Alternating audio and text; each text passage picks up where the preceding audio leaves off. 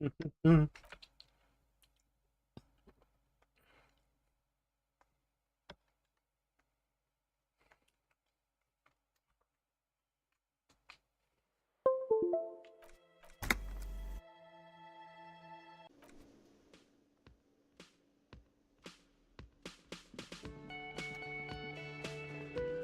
I help you? Got the 20 real? Then why are you wasting my time and yours? Hey, Jokin, how's it? Just a moment. She's agitated, judging from the way she keeps pulling at the frayed edge of her blanket. And there's no public phones nearby? The closest phone booth is down the coast. Sorry for the inconvenience, ma'am. How you doing, man? It's fine, I understand. Thank you anyway. Please don't trouble yourself about me, sweetie. I was just hoping to make a call, but the Whirling's phone line isn't working. The union office probably has a phone, but I can't really get there. Or to the phone booth down the coast. And Gary's phone is dead too. I was alright, dude. Overtime work, you know, so it's always a long day, but the money's worth it when you get paid, so it is what it is. The manager was vague about it. Why would he be vague about phone problems? This is something to look into later. To let the young woman who's house-sitting for us know that we may be delayed. Morel, my husband, and our friend Gary were supposed to get back by Monday night, but they're still missing, and I haven't. I was also hoping she'd heard from Morel. That's just it. This isn't like him at all. He always plans his expeditions so carefully. A cold breeze hisses through dense thickets of reeds. Something sweet in it, somnolent. A damp chill goes down your spine. When you look around, you're still in the whirling in rat. But you have more important things to worry about. Just some field work, sweetie.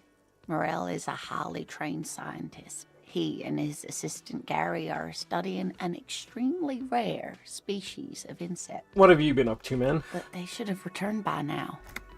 They were just going down the coast across the water lock to set a few traps.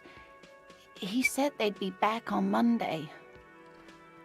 What could be keeping them? Nice. The water lock, that was broken. Could this be it? Oh, sweetie, it's nothing like that. Gary's as loyal as they come. I trust him with my husband's... Oh my. What happened to the water lock? Well, whatever the cause, I'm thankful. To both of you.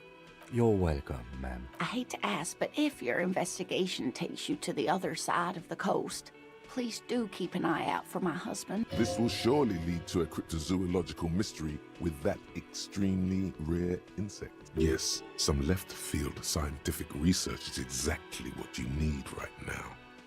Funk up that vanilla murder investigation. And if you see him, let him know Lena is waiting for him here at the Whirling. He gets so tangled up in his work that he may not know the water lock's been repaired. And it's cold out there. Oh, you're such a dear. Thank you, sweetie. What have you been reading, dude? I started a new series, but I haven't really gone far into it.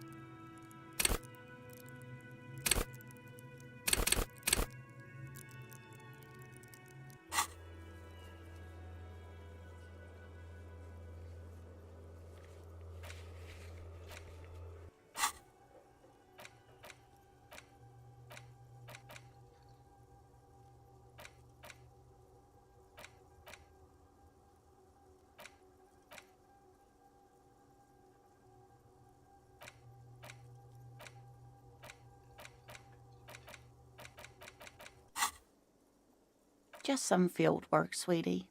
But they... The waterlock. That. Oh, well, You're welcome. I hate to ask. This was. Yes. And if you see him, let it... Oh, you're such a dear.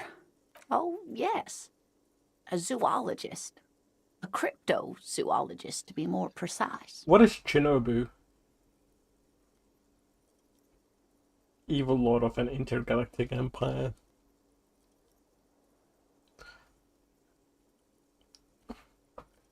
Well, sounds It's like a evil get what you... pseudoscience that attempts to legitimize research into mythological beasts and urban legends. Exactly what you want from the title.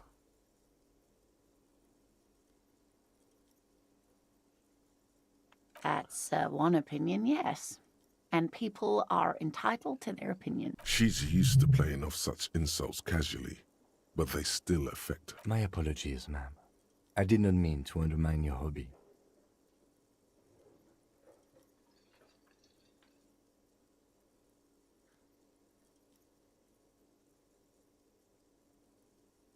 It's not a hobby, dear. It's a subfield of zoology, one specializing in animal species that are so exceedingly rare that many assume them to be extinct or even fictitious. Ah, that's what Shinobu mean. Okay, fair enough. Searching for such species called cryptids is difficult and often thankless, and frankly, many scientists are too lazy to do it. Universities these days are rarely interested in supporting real research. She's completely internalized her husband's struggles. They are her own.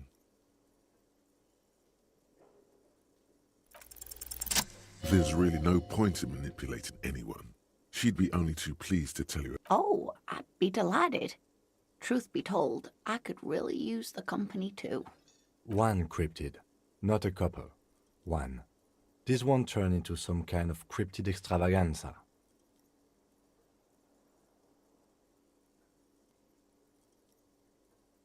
And I don't. Or he'll be disappointed. Ooh, tough choice there. Yes, it's the kind green ape. Half war story, half undiscovered species in the genus Homo. Yes, it was reported by soldiers in South Safra during the war. The kind green ape would visit bunkers during the night, healing wounded soldiers with its saliva. Indeed, there is. It's our closest relative among the cryptids. Same taxonomic family, different genus.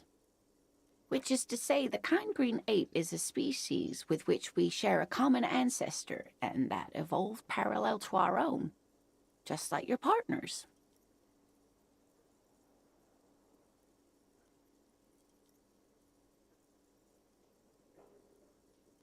Ma'am, you're confusing him. Please don't misunderstand me, either of you.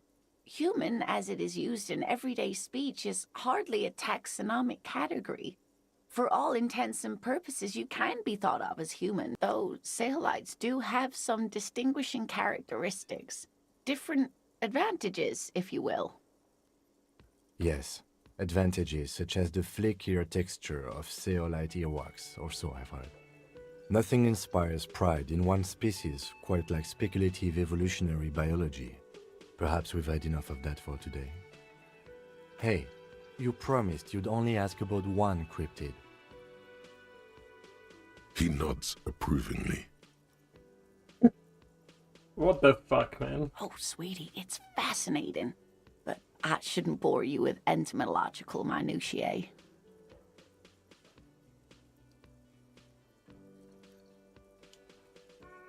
Is this what it's like in America, dude? You meet creatures like this. Common. The lieutenant gives you a sideways glance.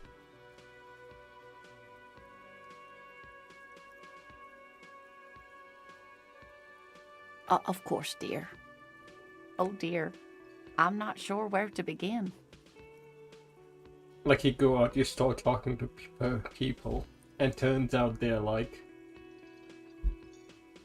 they're cryptozoologists.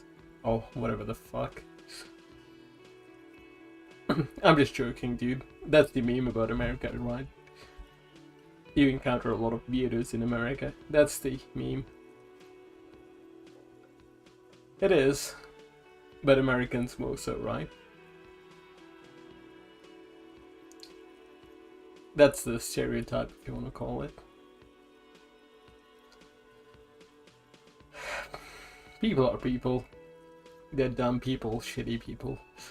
Weird fucks everywhere.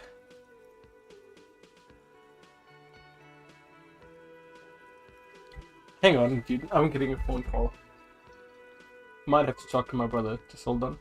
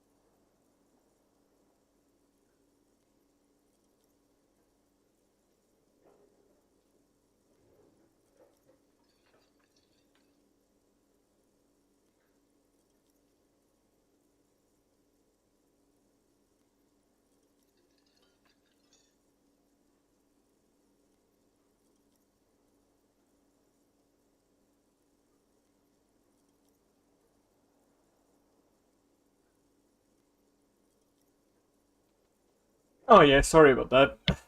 It's my niece's birthday, so I rang my brother earlier, but he was busy, so he called me back. So I could wish her a happy birthday. Pretty much. Because he lives in Australia, right? So there's a 2 hour time difference now, so have to work around that. But it's all good. Anyways, I was joking about that thing, dude. I was joking, dude, about the America thing. It's just a meme, dude. It's not serious.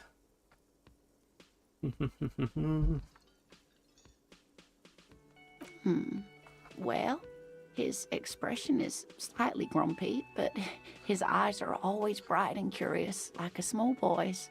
And his palms are quite coarse from all the field work, but he's quite gentle. Yeah, it's mainly because, American media is so prevalent, you get exposed to more of it. That's all it is, Hey Natty, how's it going, dude? How have you been, man? It's always a challenge to describe the person you know best in the world.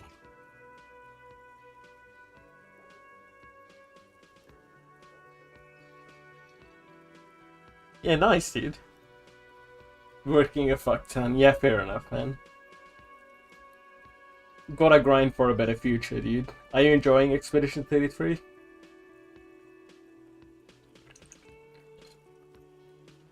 Top 5 of all time. Holy shit, dude, that's big praise. In that case, I'll definitely check it out, dude. I'll play it sometime this year, for sure. When I feel like I'll work out a month to get Game Pass, then I'll play it at top of the queue. Yeah, alright. Yeah, no, I'll play it. In that case, if you're praising it so much, I'll fast track it, dude. I'll play it in the next month or so, and then I'll get back to you.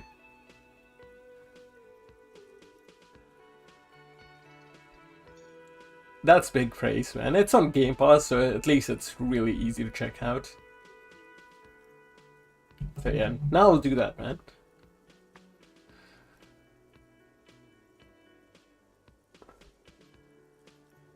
I'll see what the hype is about. It does look pretty cool visually and story-wise. And the gameplay and being interactive would mean you don't get bored as easily, and they could do more cinematic moments in turn-based combat as well. But nah, I'll definitely play it in the next month. It'll be, yeah, nah, I'll play it, dude. I'll take your word for it. Sounds pretty good.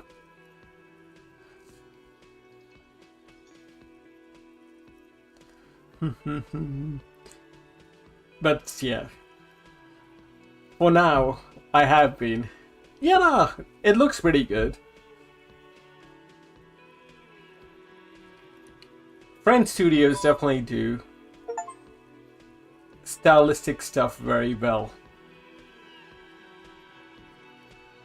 Oh, dude, you don't need to, man. Fuck.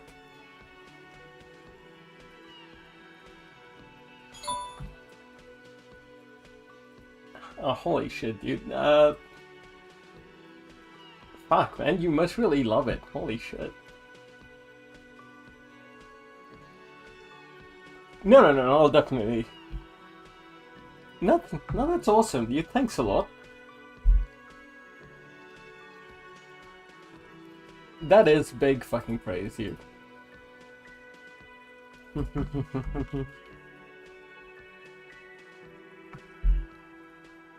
Thanks a lot, man.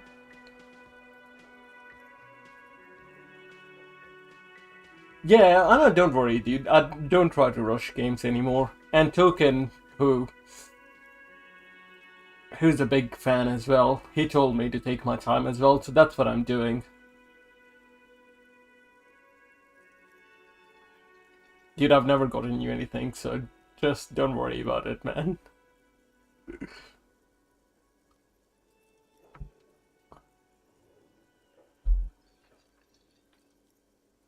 encouraged to explore.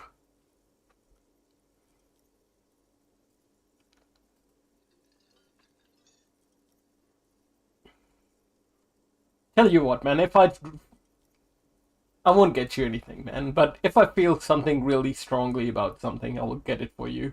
Otherwise, no. But don't worry, man. But thank you though.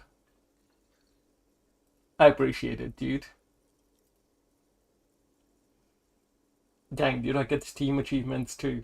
Hog.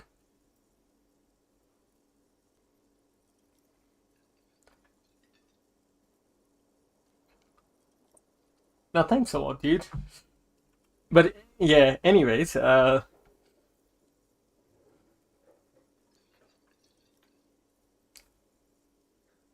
will let you know when I start it, and then I will let you know what I think of it. What difficulty do you recommend, dude? I tend to prefer normal or maybe one above normal. Though I will admit that I bitch a lot. But it's not me actually bitching, but I'm, when something, I like to call bullshit a lot, I like to throw out words a lot, but even though if I don't mean it.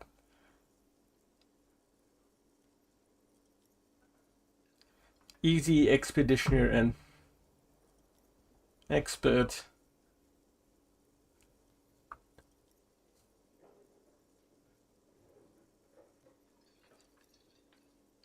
It's turn-based, right? And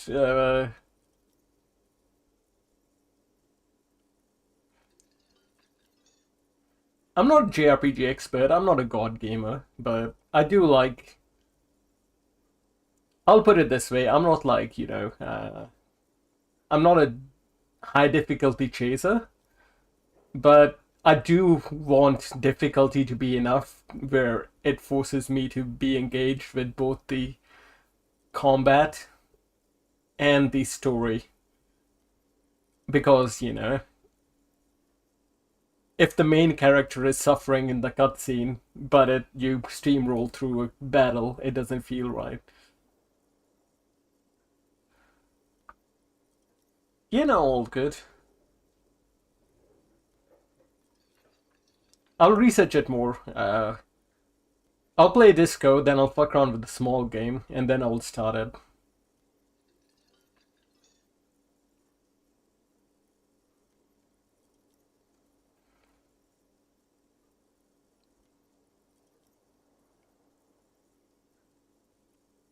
That'll be good, actually.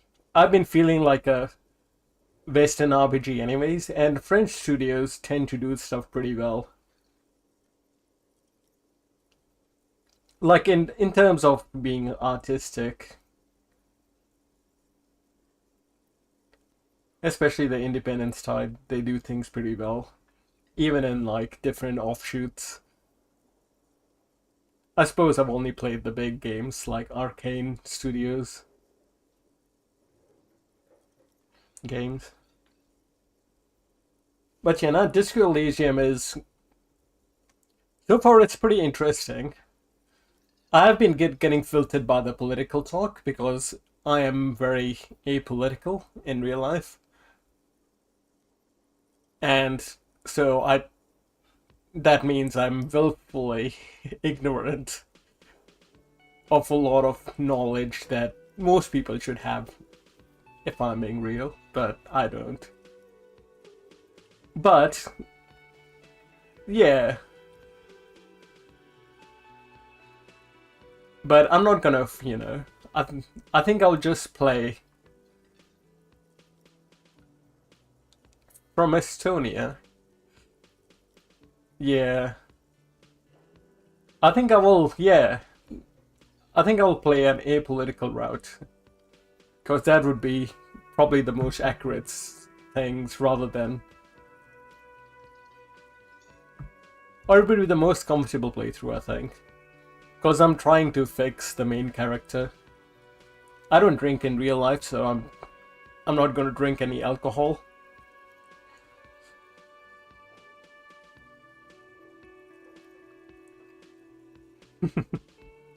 Nice, dude.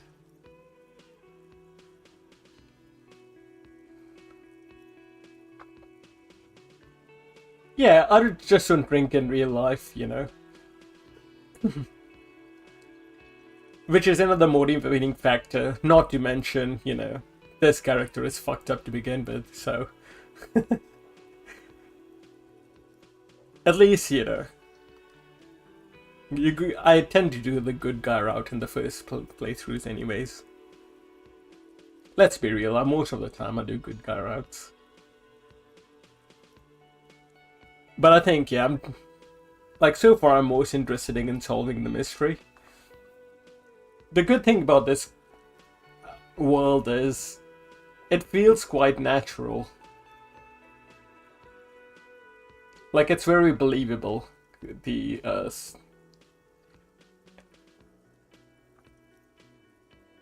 That's something they do really well. Just because I think it's tied to reality in a way, but at the same time they have their own unique stuff going on.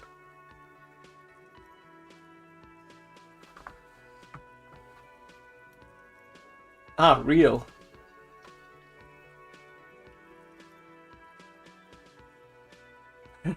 Yeah, I was considering that, like, you know, like when that guy said, hey, talk to the racist on the bridge and subscribe to his theory and he will let you into the dock.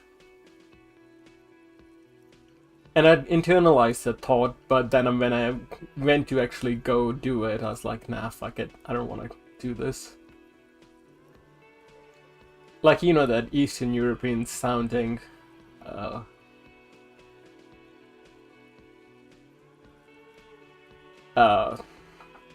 I forgot the term. It's not coming to my mind right now. The one with all the race theories about superior and inferior races. Like, fuck that, man.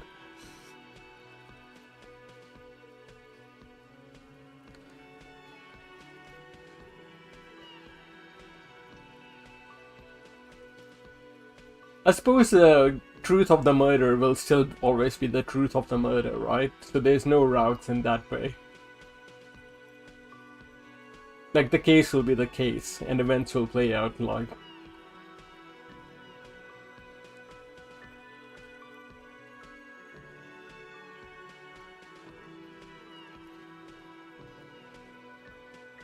This is the second day, really. This is literally just the start of the second day. The first day, I just got to the docks at the very end, to be honest. Because I remembered I could change clothes and take off my shoes to try and make physical jumps easier. But I've just been exploring pretty much. Well, I've explored everything on this part of the bridge that I can. And I've been into all the apartment buildings, talked to... I haven't talked to the dock worker.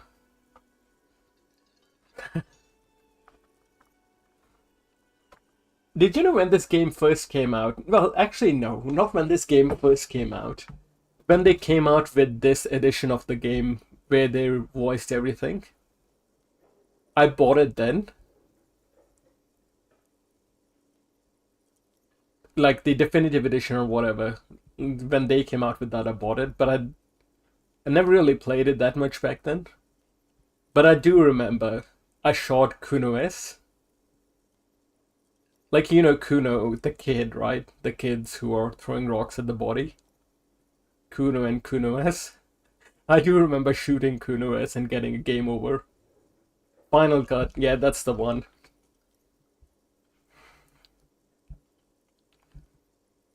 Dang, dude, nice.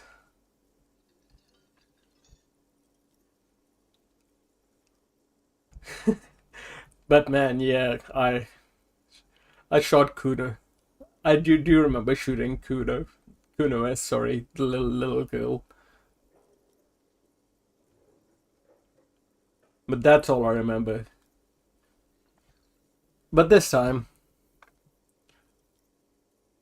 I haven't met with the head of the union, because, like I said, by the time I got into the docks, it was already 10 p.m. and he had gone home. Bro, it's like, so you can understand They're pretty interesting, the kids, you know, Kuno and Kunomis. But I did shoot her.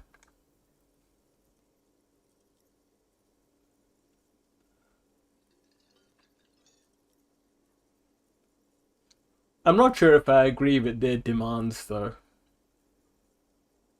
What's the demand? Every union member should sit on the board. Essentially, that's what they're saying, right? So every decision the company makes has to go through every single member of the union. It's like,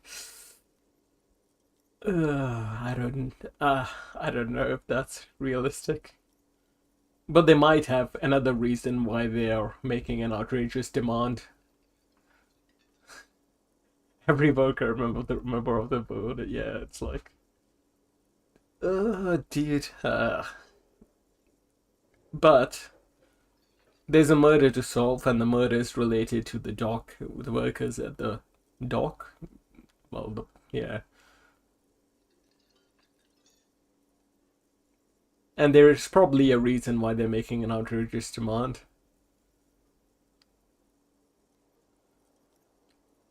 What I need to do is I need to talk to an NPC again to remind... Well, I'm sure I'll get reminded of the history of this country and the revolution. Because I think that's the central theme that'll carry over. So at least from a historical perspective, I need to refresh my mind. But other than that, I haven't found my badge yet. I haven't found my gun yet. I called the police station and told them I lost it, and they made fun of me. But other than that, I've been trying to be a good guy, I suppose.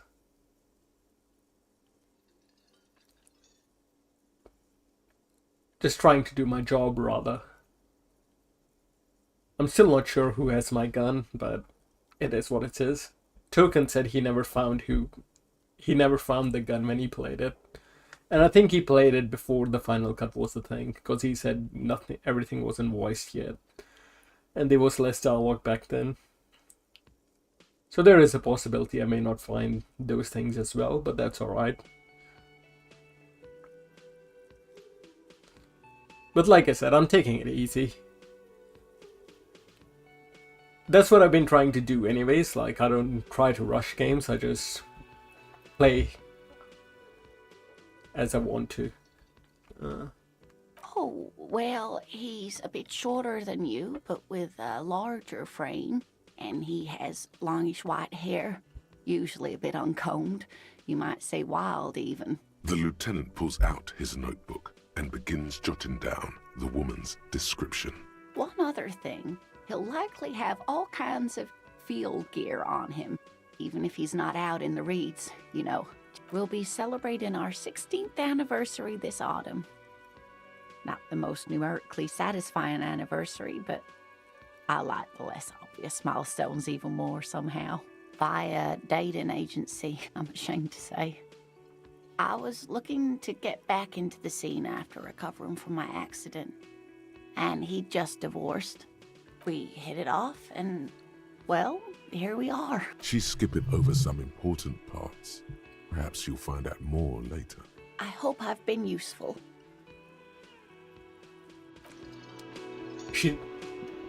I couldn't get money out of her today.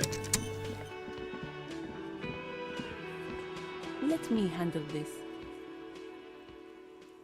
Detective disorientated. Are you still wondering where you are? This is Martinez, in case you've forgotten. I advise you not to overstay your welcome. Her entire character has shifted. This young woman is cold as ice. Yes, extremely normal. I'm not a gardener, by the way. I'm a legal counselor for the Dock Workers Union. So let's get to it. You're looking for Titus Hardy? You think he has information that will help you? Maybe he does. That's Titus. Talk to him. But know this. I'll be keeping an eye on you. No strong arming. Nothing official. The District of Martinez does not recognize your authority to make arrests. It doesn't matter if you recognize our authority. We will make an arrest if we have to. She says nothing. Her glare speaks for her. Dang, dude. Kuno told me not to trust her. Could this be the Miss Beaufort that Easy Leo mentioned? The one Mr. Everard sent to law school? I suggest not wasting time on trivial pleasantries and focusing on why you are actually here. Titus, Even though she has excellent control over herself, something moved behind her eyes. In the way she stands.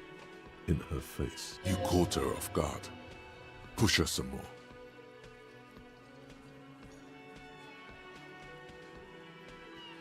you are not here to chat up the legal counsel. You are here to question these men. You set the pace and the topic of these conversations here. Establish that.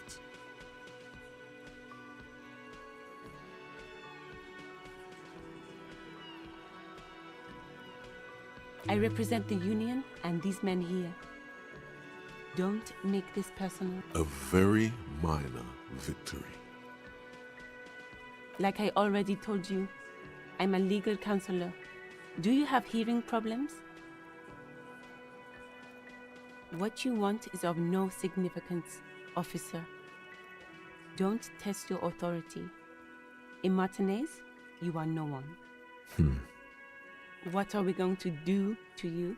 The Union isn't going to do anything to you. It is not a crime syndicate. It is a labor organization. I have a habit of that I've been trying to fix that. Not trying to fix that it's a bad habit, but this game specifically, because I usually try to pick every dialogue. Well, in most games, you go through all the dialogue options, right? But in this game, there's actually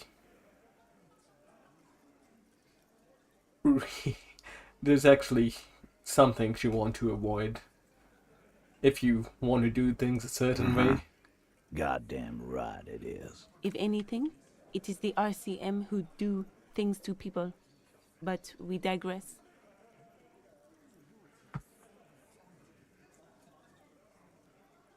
Yeah, sometimes. At least that line I picked, it's like, what are you going to do to me? I know it was kind of... I knew it might be one of those things, but I ended up picking it by mistake anyways.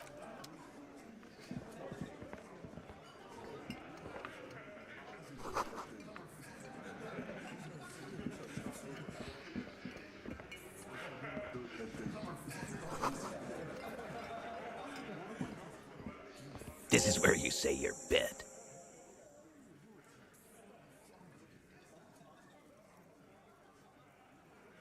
Detective.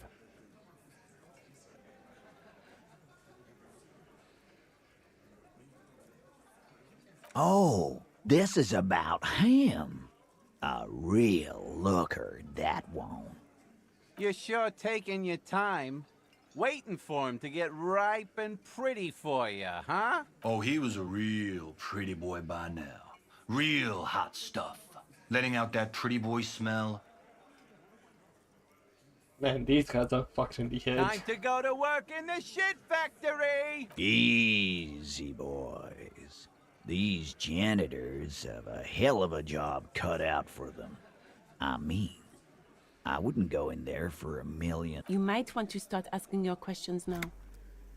It's not going to get better than this. Questions? To hell with that. Get right up in the big dick's face. Physical confrontation. The room is silent. Get further in there. Escalate. What the fuck is this? You wanna fuck with me? His eyes narrow. His right hand starts tapping a quick little rhythm on his thigh. Tap, tap, tap. This guy's tough. Get the eye twitch going. What do you think you're doing? You hear. But his mouth isn't moving. It's the tension in his shoulders speaking. Dang, dude, I'm gonna get beat I up. can do this all night long. His clenched fists say, their knuckles turning white. I'm young. You're 50,000 years old.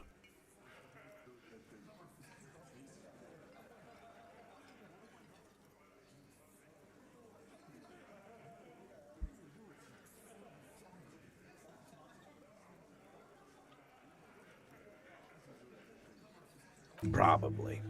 I need to be like this to lead them. Something you would understand. The moment ends. With begrudging respect, the man leans back. Time to say something. No. I's here. He understood what you were doing, taking inventory of them. Yeah! You fuck with the Hardy Boys, you fuck with Titus Hardy. That was pretty good, dude. I earned his respect. Relax, Dennis.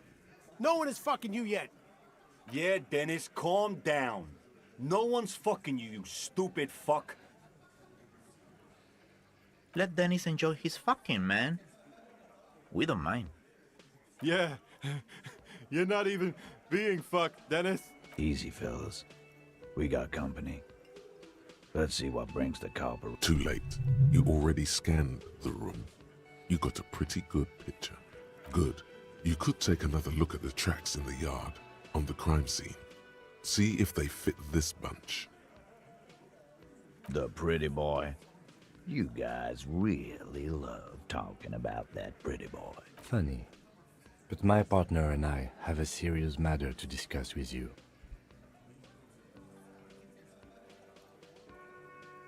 Container belt, like we use in the harbor? Because we took it from the harbor where we work. Then we went out back and used it to hang.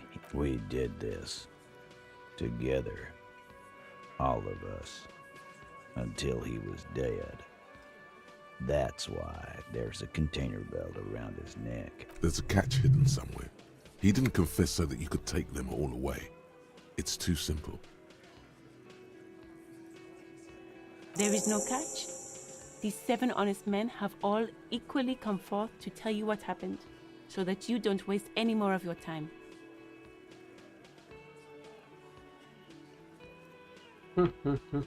What the fuck? Why? 'Cause he was worthless mercenary scum.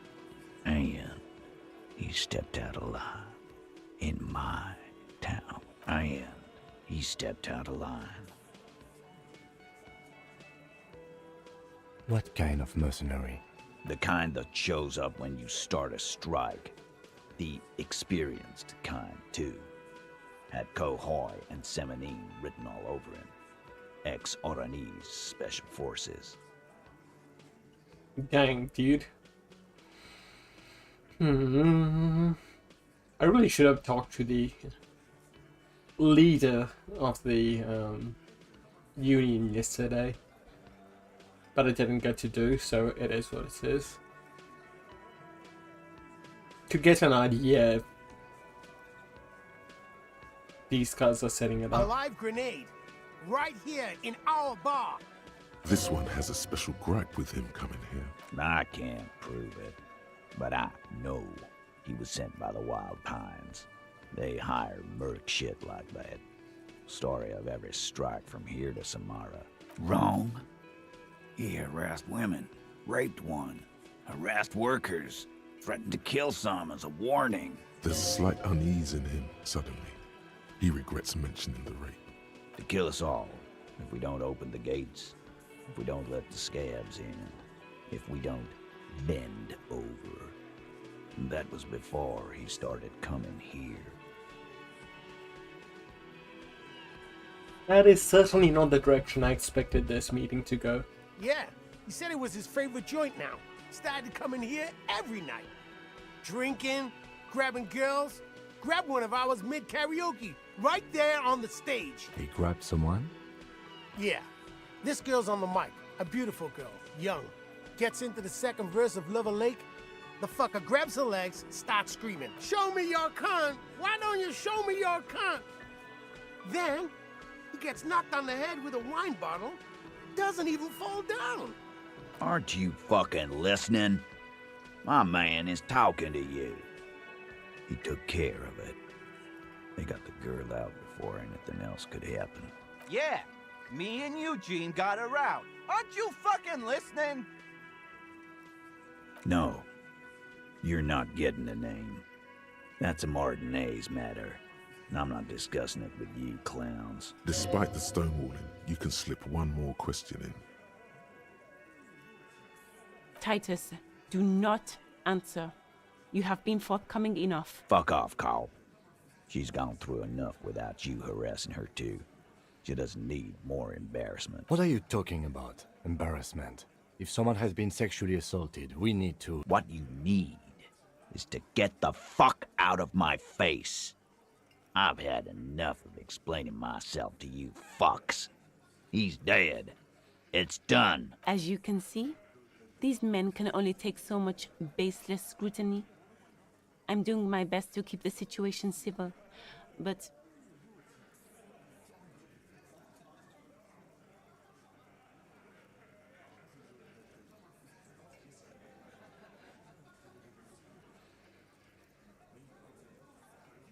Are you deaf?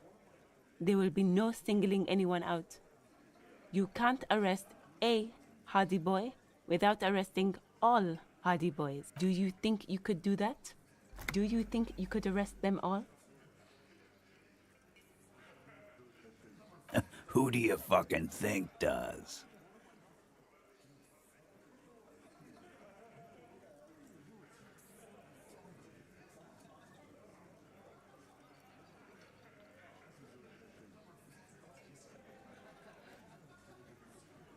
What?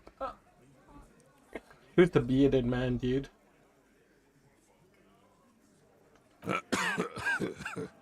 Theo's a great guy, a great guy, but come on. Titus Hardy runs the Hardy Boys. That's why we're called the Hardy Boys, genius. I didn't remember what the old guy said, dude. I think you got your answer, Mr. Law. Yes, there are some administrative differences. But on that night, they all acted as one man. You don't have to keep answering his questions. I know, Lizzie. Relax. We killed him last Sunday night. Seemed like a good way to end the week. Known him? We don't associate with scum like that, asshole. Yeah! Who do you think we are? Quiet. He came around about 3 weeks ago when that Pines cow first sailed into town. Happy? By the Pines cow, you mean Joyce Messier? The representative for White Pines? The same company you are striking against? No. I mean the Pines cow. The stupid-ass cow they sent in to fuck us over. But you know what? Why don't you ask her about the pretty boy? I'm sure she has interesting things to say when you ask her hard enough. That's enough insinuation for today, Titus. Officer, your interview is drawing to an end. Don't waste your last questions. We hanged him up by his neck until he got real still. Didn't they teach you anything at the cop school, idiot? Can you give us a few more details? Did you muffle him?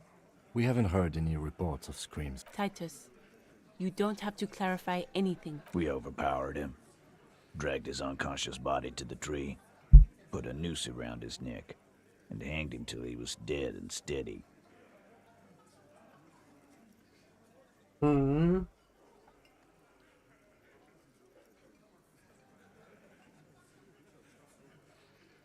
Then we left him for seagulls, maggots, and you fucks.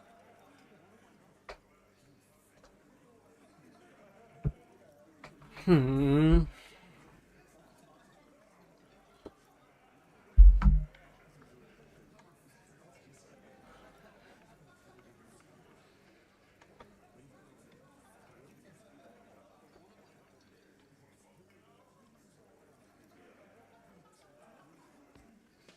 Yes, I struggled with it until I internalized a thought which let me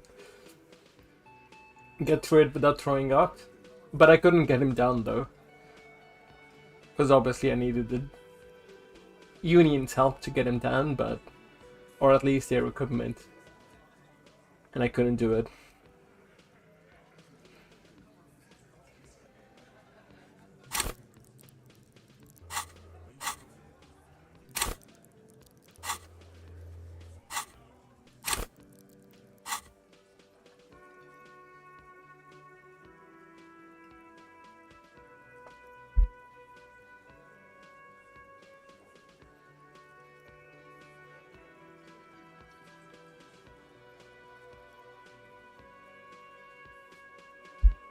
What do you mean by autopsy? Because it wasn't. Is it an autopsy if you just investigate without taking it down? Or does autopsy always mean you have to take him down?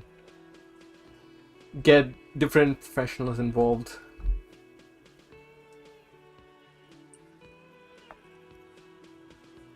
When is it like a post-mortem? Okay, then I haven't done yet. Because that's what I thought, it's a proper post-mortem examination of the body, really, to find out the exact cause. No, I haven't done that. I don't know why I said I did. I basically looked at his body. That's all I've done. There has been no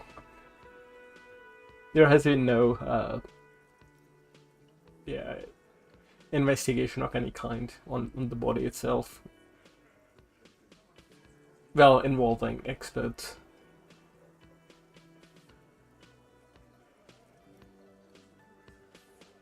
Yeah, I should have shot him down, dude. That would have been funny. But no, I didn't autopsy him day one because I was, messing around on day one. And when I figured out how to do things and how to get things done, after I talked to everyone, it was a bit too late.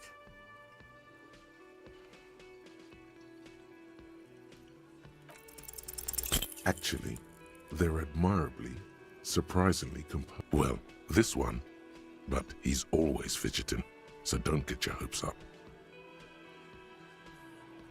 Weren't you fucking listening? The fucker came to our bar. It happened right here.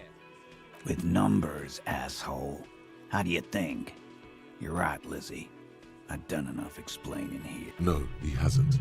Not yet. Like what, Copper?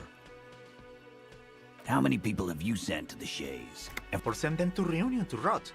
For 20 years. For life.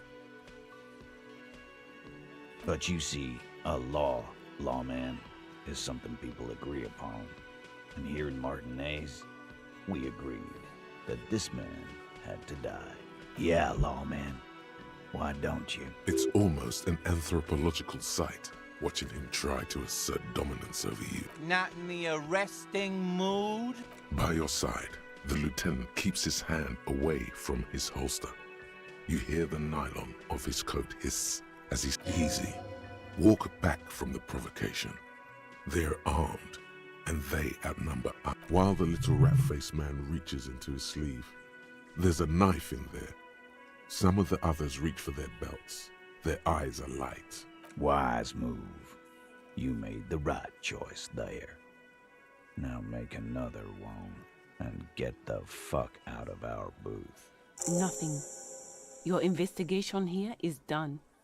Leave Martinez, go back to your stations where you belong. I think we're going to stick around, thanks. Some things don't add up here, Titus. I've done this job for long enough to know that people don't just confess to first-degree murder, even if it is a group responsibility. We're going to look into this. Good luck with that. You've heard everything a rent-a-cop is gonna hear from us. Real law officials. You're lucky you didn't get a beating. Dang, dude, what the fuck? Forget about their games. You've mapped out the characters. Reading the footprints in the yard should be easier now.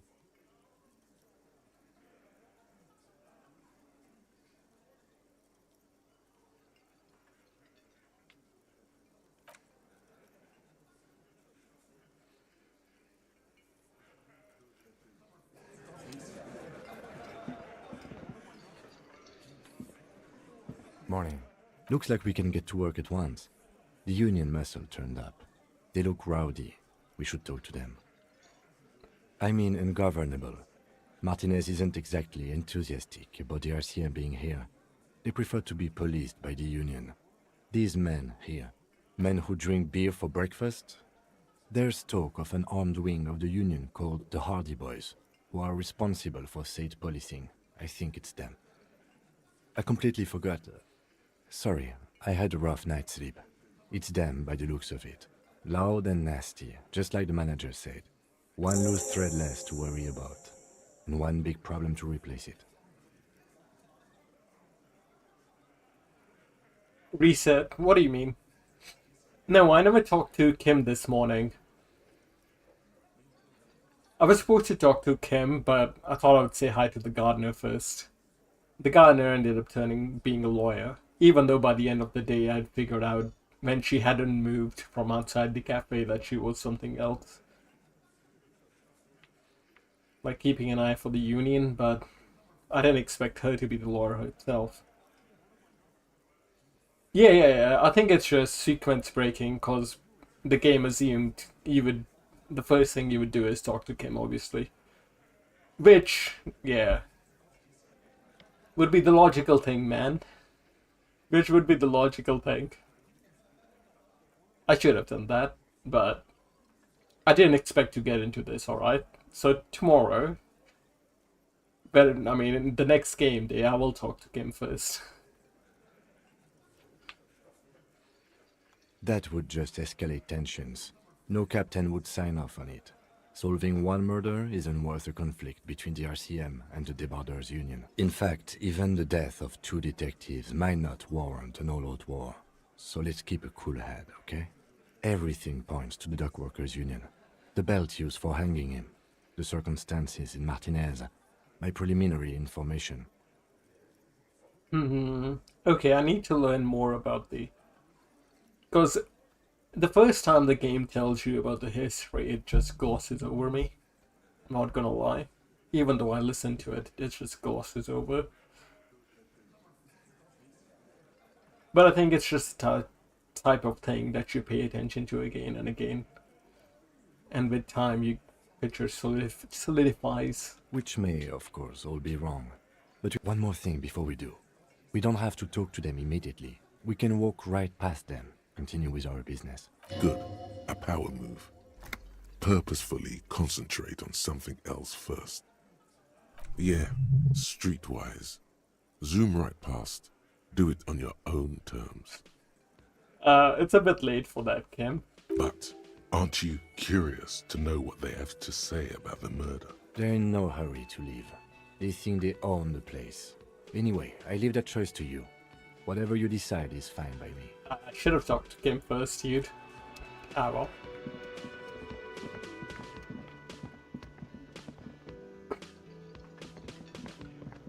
It's fitting for... Alright, let's talk to Kim again. Yes? What do you want to know? Good. I think when we step outside, it's when his... Can I help you?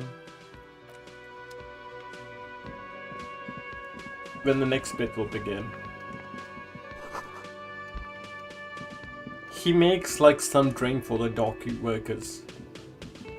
The man ponders his cooking utensils and gives you a little nod, acknowledging your presence. The man says a couple of sentences in that strange language of his, and then seems to wait for you to speak. Just one word.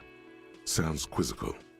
Then he awaits your answer with his brow arched. Boss need more vodka? Okay, so it's vodka that keeps the men happy and in good spirits. Clever move by the Union. Of course, vodka. Now that makes a very, very special borscht indeed. Turn it up and then turning it up seems like a dangerous idea, honestly. The place is a powder keg.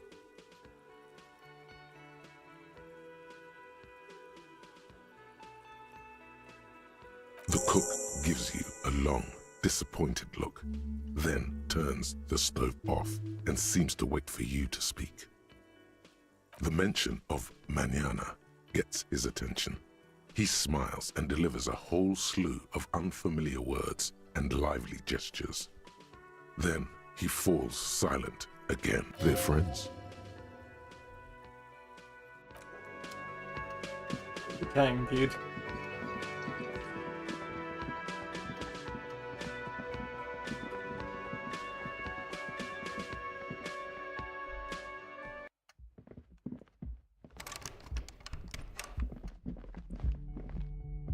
Even when we first started the game, there was a girl hanging out here, and I didn't talk to her.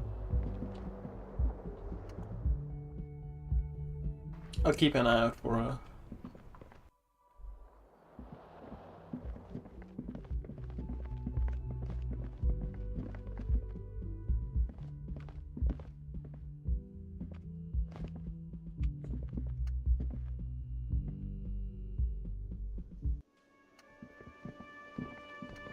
Yeah, it could have been the waifu, you know?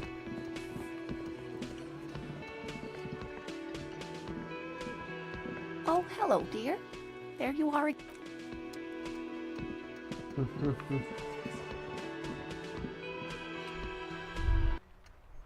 Was that? Could it be? The Koldamama Dakwa? No, there seems to be an extremely high-pitched ring. Ultrasonic. Lena said it was very high-pitched. No, I don't hear the Koldomama Dakwa, and neither do you. Of course he doesn't. He's deaf. Oh no. No. Too late. It's gone. There is no ringing anymore. I have Just no the idea sound what of the the streets. Koldamama Dakwa So is. it does. It's gone. All that's left for you is the disco.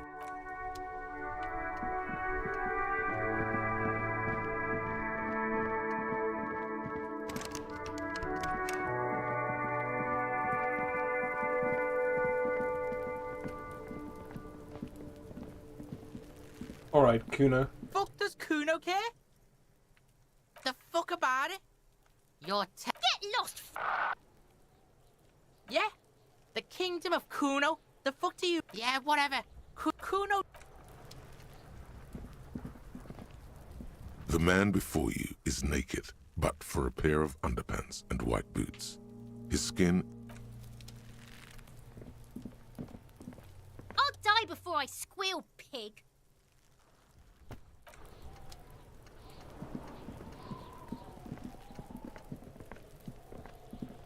There are several footprints in the mud, left by work boots.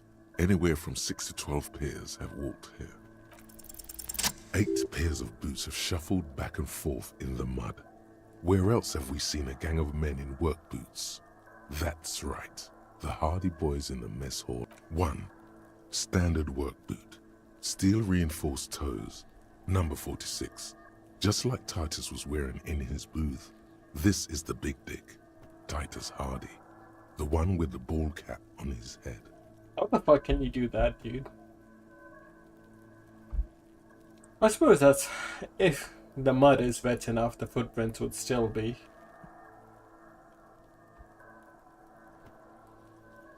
Still be about.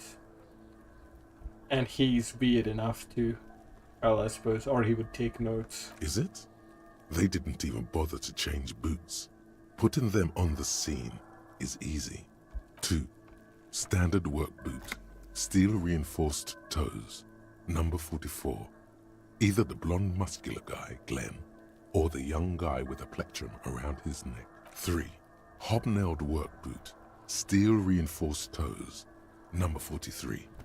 The inked banger perhaps. 4. Standard work boot. Number 45 or 46. Theo, the old smoker. You think you even see a tiny fleck of cigarette ash inside. 5. Another standard work boot. Reinforced toes. Number 44. Same as before. Either the musician, Eugene, or the muscle-bound blonde. 6. Light as air. Same make of boot. But number 41. Small like a rat. Shanky. Better late than never, detective. 7. The glowing outline of a standard work boot. Number 46. The imprints are twice as deep as the others. The weight exceeds 200 kilograms. Fat Angus. Carrying something? Carrying the corpse, 8. maybe? Another standard work boot. Number 44. There's an aberration in the pattern of the sole. The right sole is smoother, more worn. 7 sets of tracks, right? The Hardy Boys were here. That's all? Interesting. Then one of them seems to be missing. Anything else out of the ordinary? 200. This could be the combined weight of 2 people, one carrying the other who's tied up. He might be right. 200 kilograms of living weight is unlikely. Possibly, yes. Interesting. Let's name it the Old Soul. I wouldn't be surprised if this was the missing Hardy boy. Wonder who he is. Someone operating a workbench with a pedal? Like a joiner at the harbor. Or maybe a drummer? He regrets it the moment he says it.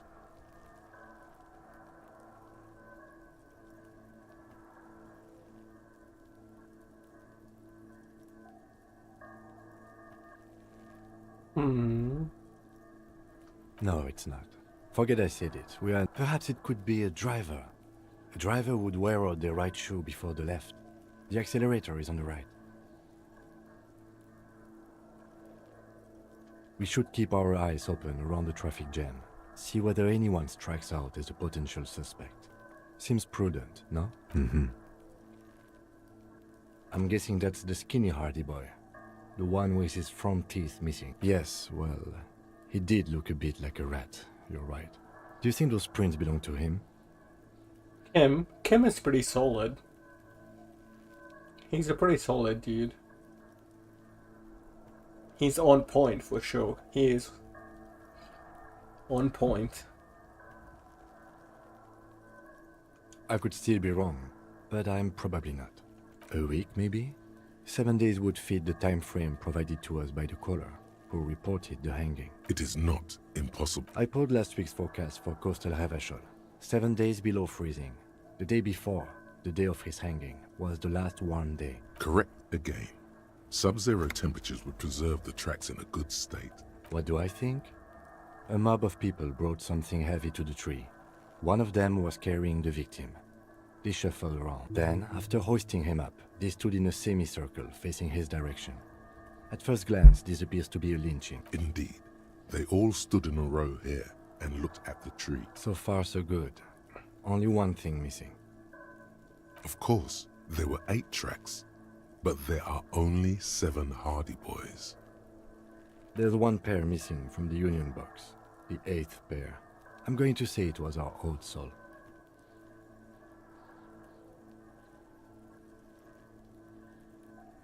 Yes, I doubt the Hardys are going to tell us who this person is. For now, it's best if we just keep our eyes open. I'm sure our investigation will eventually lead us to the Old Soul.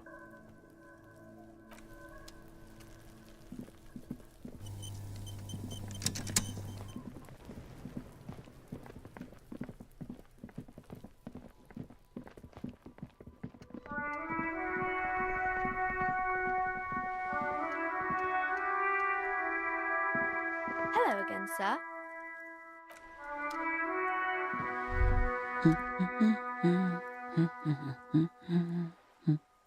Yes? Hello? Me? No one. I'm just a working class woman. She doesn't really want to be disturbed that much. If she's such a working class woman, why isn't she working? Not all the time. Right now I'm browsing books. Even a working class woman needs something to read. It is. I know you are. What with? What with? A lot of things. For example, people tend to go missing. Help her by carrying things? Maybe she needs a weightlifter. Maybe she needs you to fight her husband. Her hands move over the book covers. The tips of her fingers look rough, stained with yellow. It seems like she has spent a lot of time at work, smoking. The woman before you nods and returns to her reading.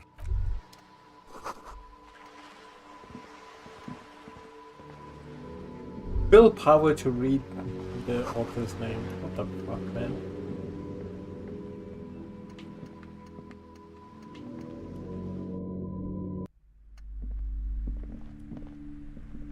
A small mountain of colorful board game books.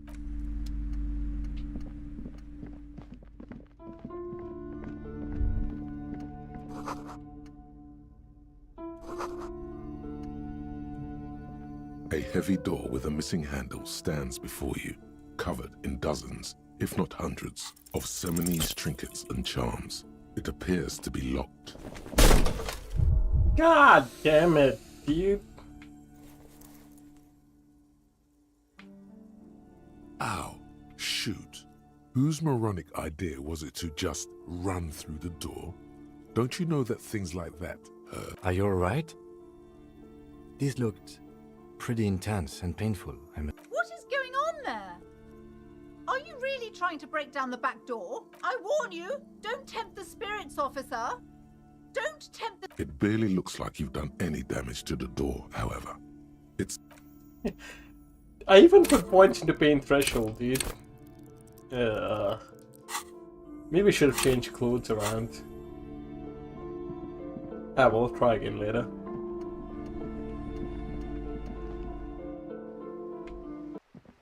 Crazy woman.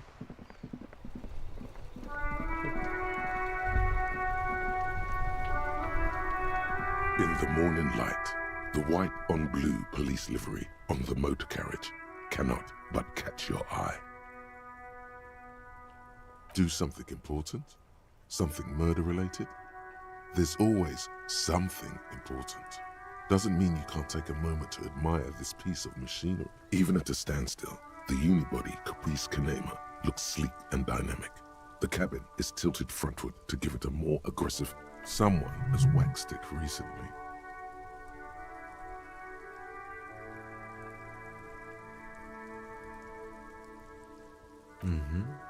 You want to take a closer look? 130. I reckon that's a 7-liter V12 there. 7.2.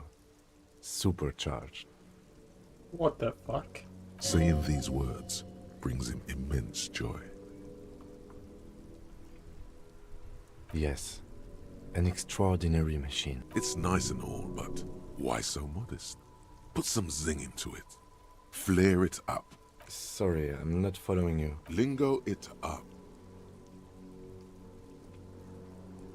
No. That's porno tuning. Those spinners were elegant, sleek, radiant even. What you're suggesting is porno. Porno. That's short for pornography. The sole purpose of pornography is to stimulate one's visual sense to evoke sexual arousal. The same is true with the modifications you're proposing. Where is he getting porno from? That's a negative on the porno. No one in the history of convictions has been more sure of anything.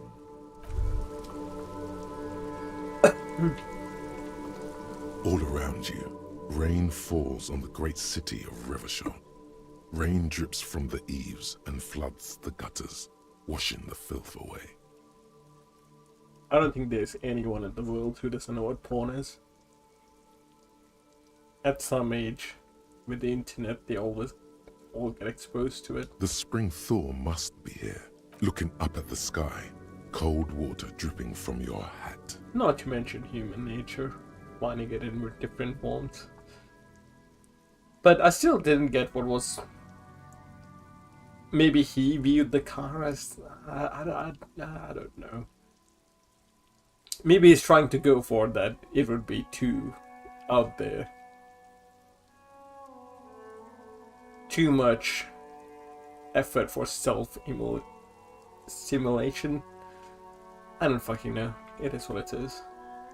Grey sky like great battleships, clouds colliding with one another. Rain falls down on the world, humid. Your coat shields you from the rain while the city shivers around you. A traffic jam. Rain, the road ascends. A raised motorway loops above the ghetto. Beneath its concrete columns, a sea of rooftops, woodwork, and tar stretches northward. To be in Martinez, where no one goes, at the runoff point of a long-forgotten canal, in the whitest part of town, in the shadow of the day the revolution failed. Standing in the rain, looking north, where Jamrock Rock City stretches. Have a brother in the cut. Where the wood at? In the rain-swept distance, above the rooftops of Jamrock, a repurposed silk mill stands perched above the motorway exit. Precinct 41 hunches in the rain. Dude, what the fuck is happening, dude?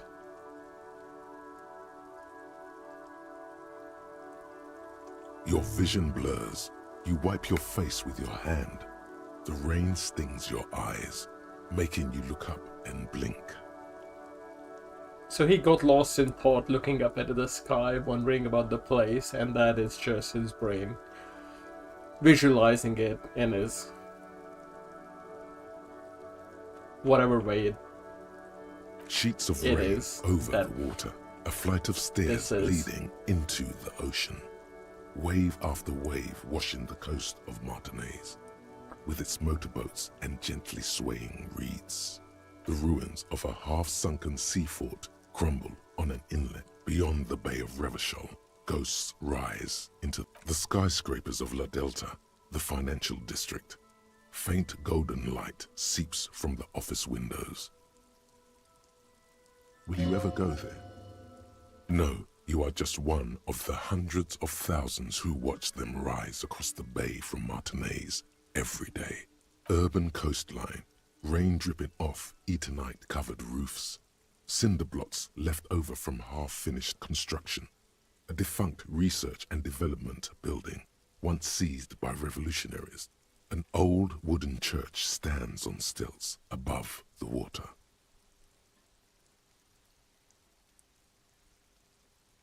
Coal City, end of all lines. Your hair is an oily mess flecked with ash from the great gates of the industrial harbor are locked. A chill runs down your back. You shudder like an animal trying to shake water from its hide. You shudder looking down at your feet. Two green snakeskin shoes stand at attention on the mosaic paving of the plaza. I think I want to buy a raincoat. That's what I've learned. Capeside apartments. Tower blocks crowd one another.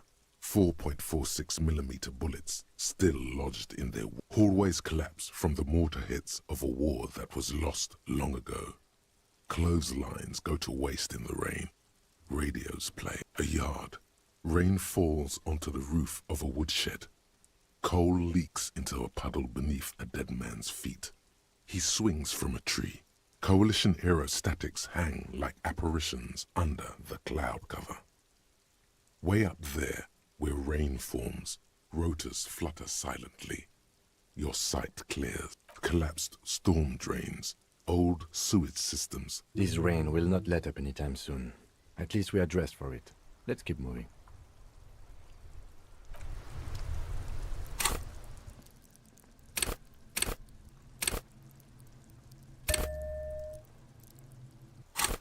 Green threshold, nice dude. I'm getting in that thing tomorrow. That locked door.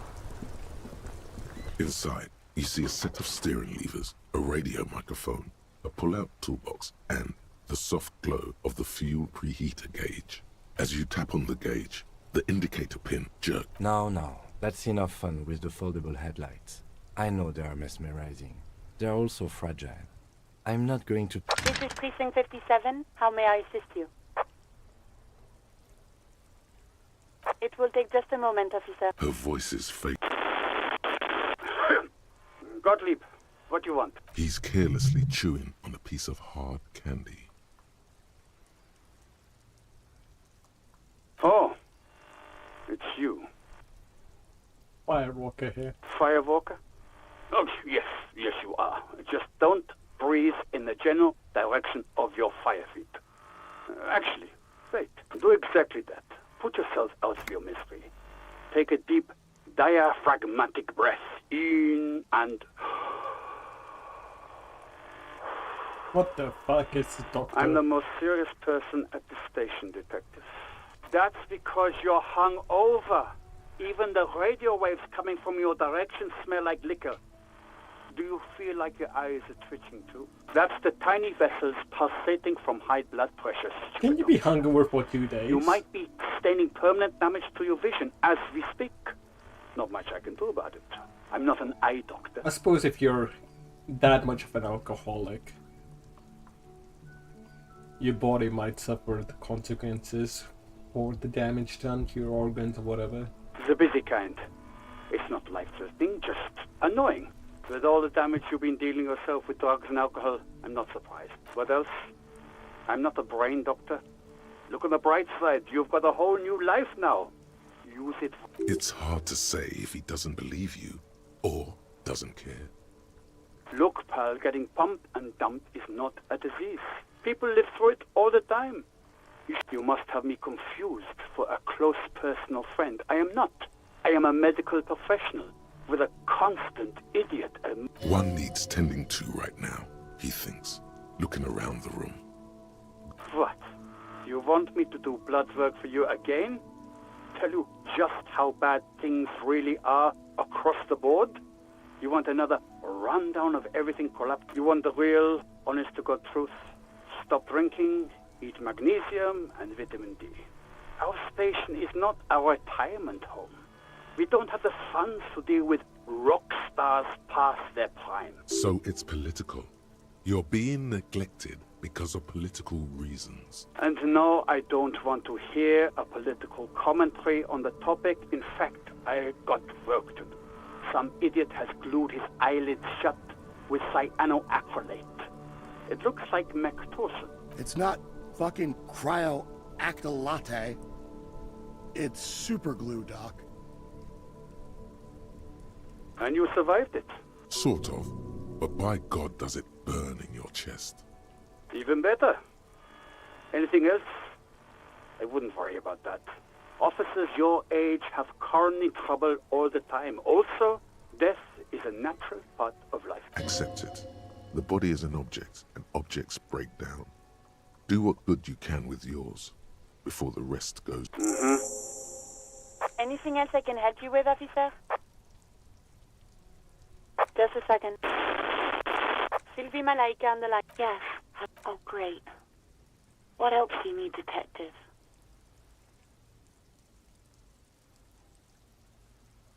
Yes, I know who you are. You're a police officer. You told me back in the whirling. Oh. Real policemen have uniforms too, by the way. Where's yours? Right. It's better to not ask too many questions, lest people start thinking you're a cop or something. No, not me.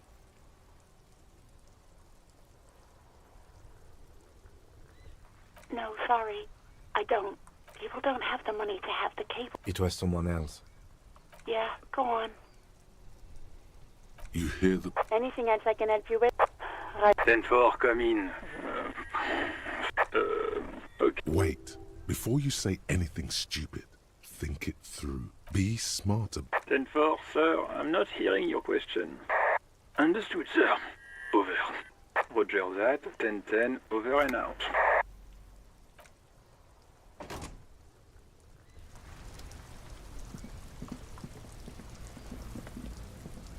Stuck in the rain in a traffic jam, man.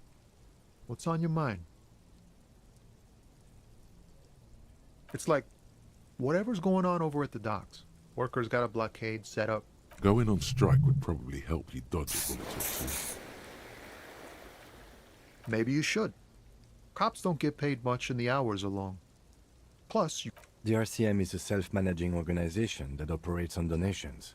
We promote our own leaders. It would be like striking against your own mother. Okay, but do continue. You were asking about the strike? Anything else? Yeah, us lorry drivers. Camionneurs. You still hang around here waiting for this mess to end. Most have scurried off somewhere to get drunk or high. Or laid. Not my thing. Chasing transient pleasures is a drag these days. I prefer the examined life now. Thinking, reflecting, observing. What's better than chasing transient pleasures? The more transient, the better. When one's ended, you can get onto that. He tries his best to look nonchalant, but there's a rigidity in him, as if trying to conceal something warm and deep beneath a cool. Empathy.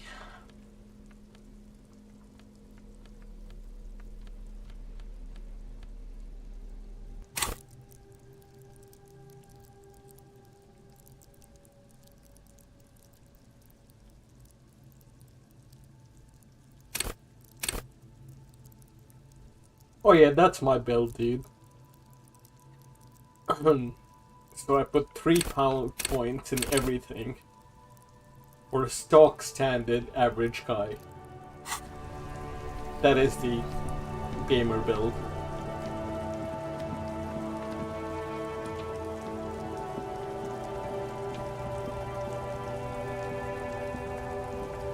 Looking for something?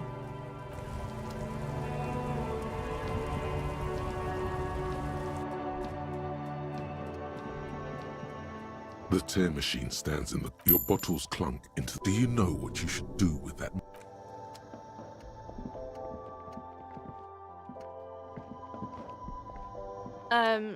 Is this about... You see several... The packages are small, discreet, sloppily stacked, making... Here you go.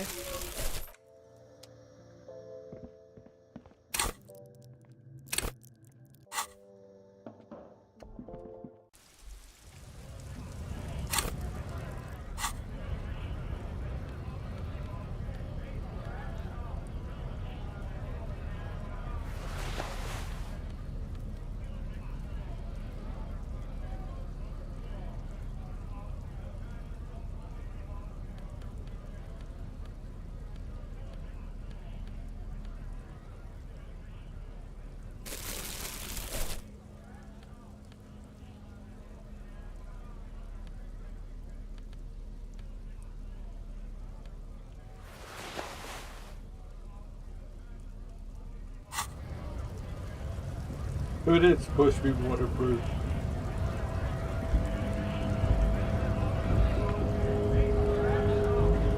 Right to work! Right! When a bunch of ungrateful, lazy cockroaches can't get their act together, decide to block honest work for other people. Beats me. They mumble nonsense about order. When the man moves around, you perceive there's something odd in the way he carries himself. His set of clothing looks vaguely mismatched. The different pieces of the attire seem ill-fitting. His shirt is far too small and an unpleasantly tight fit, while the overalls, held up by a belt, seem to fit a man with much more corpulence. He ignores your question, choosing instead to turn to the emaciated workers, raising both fists in the air. The clothes are obviously not his. Is he a plant as well? Silence is the answer. You've been talking to him for quite a while now. Something is off with this guy. Ask him where he's from. Like a company plant like the other guy that they killed? What's it to you? Am I a suspect? Done no crimes. I only fight for the rights of people. We're all workers, right? Workers stick together. Came from the eminent domain, in Jamrock. Backgrounds in odd jobs, heavy lifting, cargo hauling, bouncer work.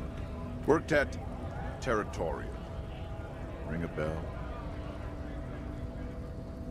We're done here. I have a strike to break. Right to work! Right to work! Sure. Things are busy enough. You're going to waste less of my time? The hulking man oozes stark skepticism.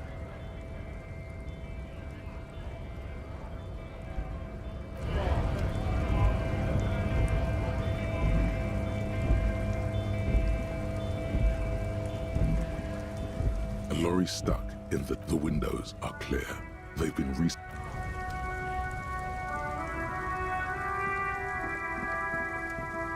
I think he might be a plant, like the other guy. An old monument.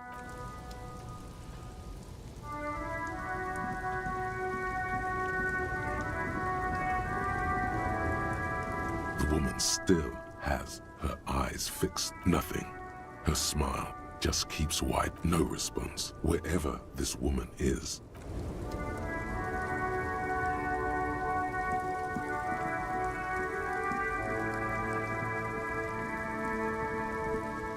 Right, I'm gonna go to the docks. I'm gonna get that investigation done. Hola, wandering man. How can I help you? The little boy had it good on his promise. To get me into trouble. To sick the pigs on me, pardon the choice of words. What happened? I was asked to look into that armor situation. Official Union probe, you know. Track it down, see who took it. Did you? At first I thought, why not? Maybe the pieces can feed the strike.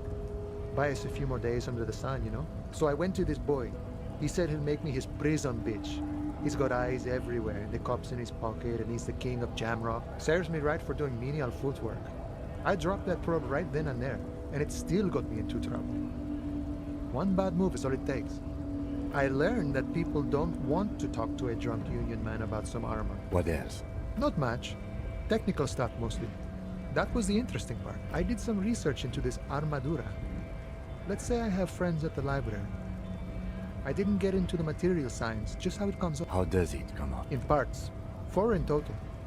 The helmet was the first to go. The kid says he tore it off and kicked it into the sea. I believe him. The boots were still on the guy last I saw. Too hard to remove. So, as I count, there are 2 parts missing. The gauntlets and the cuirass. This is where I left off. Too much hassle. Oh, they're just gone. They don't exist anymore, if they ever did at all. Forget about them. I did. All of it? There are junior officers out there, eager to prove themselves. I would leave some for them, and I would leave the boots to processing, but okay. And Mesqui's epic there, all across Martinez. I hope it will be a real bonanza for you. It's a minor nuisance. It's all good. He thinks, not yet. Better to get this business out of the way. Sweeter then. No problem. If you see that kid, thank him from Call Me Mañana. Thank him for showing me the way. He is sincerely grateful he is not tracking down pieces of armor right now.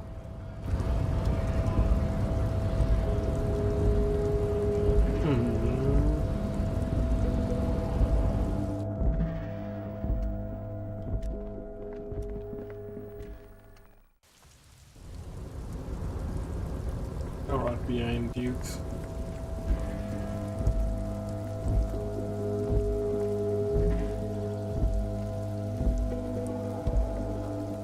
This is the night watchman's boot.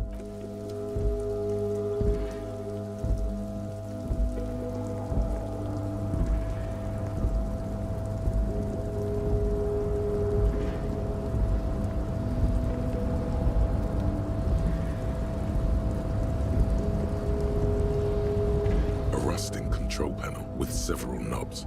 2 buttons marked Marsh. Up with a loud grind, the crane shifts overhead, moving a massive metal container through the air.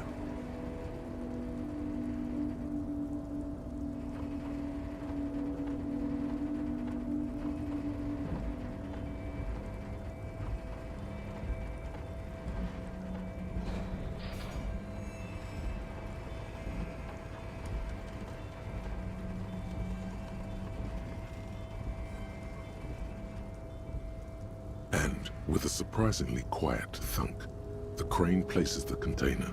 The harbor sleeps as the strike rages in the distance. The crane can rest again, moving this container, of course. I can't see how that was worth the wreckers, except for seeing the crane in action, which I admit.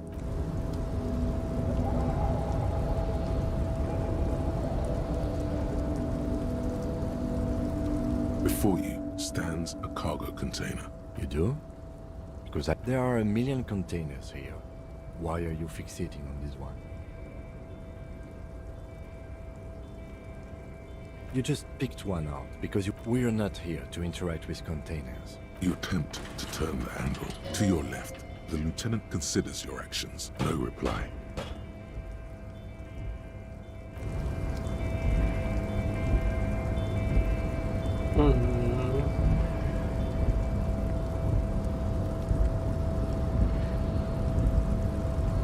A rusting control. Crane does not return to its original.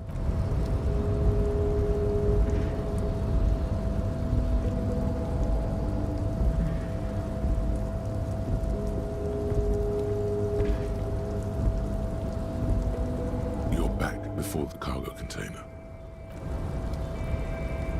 Right, talk to the union leader. Come on. Go.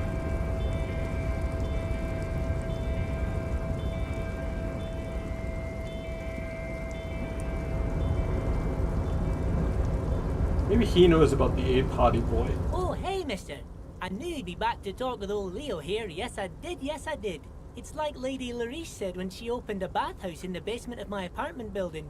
They can only get so far before they... No trouble at all, mister. No trouble at all. It's like that old saying goes. Wisdom withers... Oh, that one. Told you.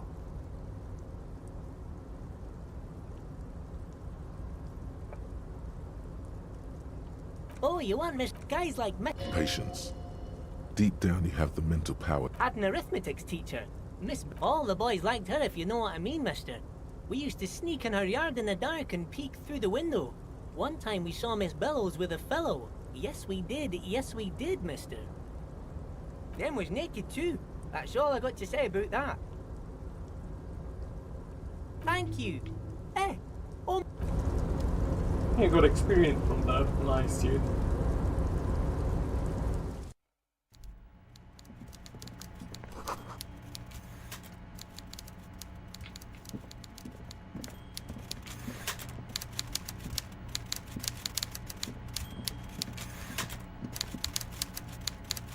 Before you is a walrus of a man seated behind a Holy large shit, desk. he's a specimen, He looks dude. up from his work, not the least bit surprised. With great effort, he straightens himself up in his chair, yet says nothing. He simply stares at you. A typical power play. Wait for him to speak first. Show him you've got a backbone. Welcome, Mr. Dubois, Mr. Kitsuragi. It's good of you two to stop by.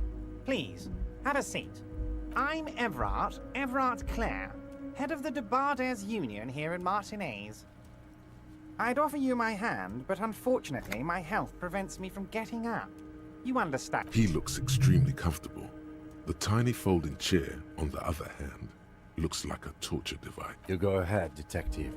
Whatever he has in store for you, it can't be good. Forget about that. What's with this Dubois stuff? You're getting some seriously bad vibes from that name.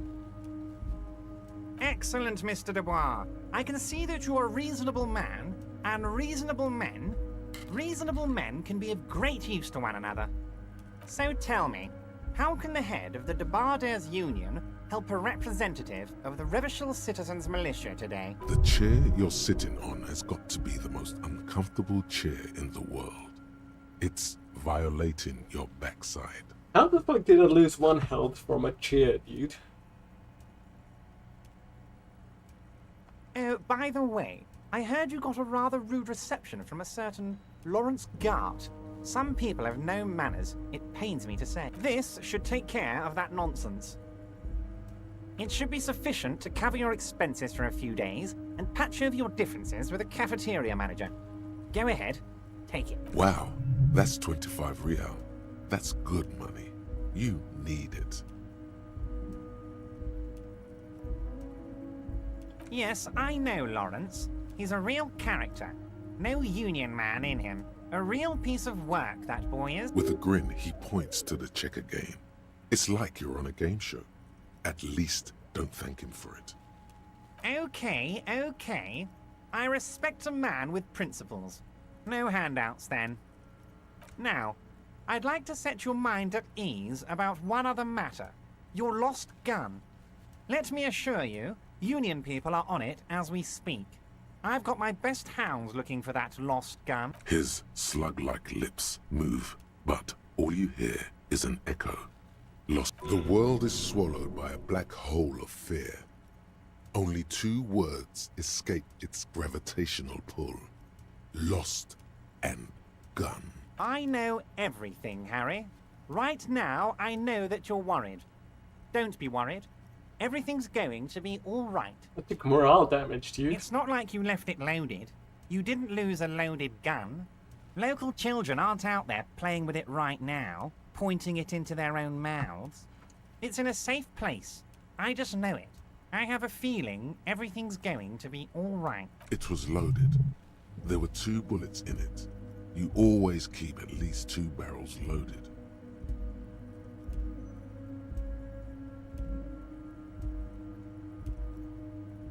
Officer, we will deal with this later. I wouldn't be so sure about that.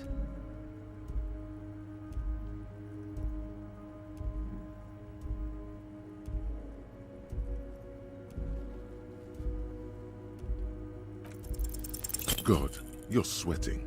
Your knee is jerking. You're about to cry, aren't you? You're about to cry because you lost your gun. Mr. Dubois, you don't look so good. What is this, Mr. Dubois? He keeps repeating. What is he trying to pull here? Mr. Dubois! Mr. Dubois! Harry!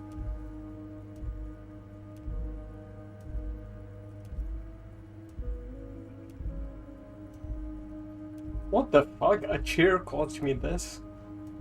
I know it said it looked like a torture device, but I just thought it meant it was an extremely bad chair. Maybe it'd be a bit uncomfortable, but it meant it literally. Mr. Dubois, are you okay? Can I get you a glass of water or something? Are you having some kind of medical emergency? Maybe you could use your hands somehow, in a kind of throw-in motion, like you're throwing that Mr. Dubois act right back at him. What an odd demonstration of... you got me, Harry. I don't even know what. As entertaining as it was, I'm afraid we're wasting our time.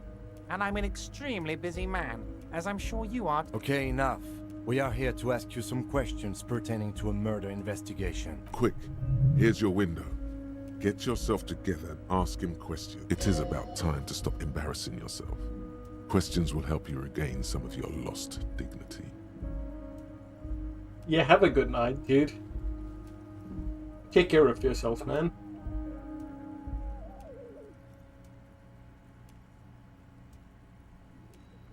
Harry, honestly, I'm just relieved you didn't get a hernia. A man your age...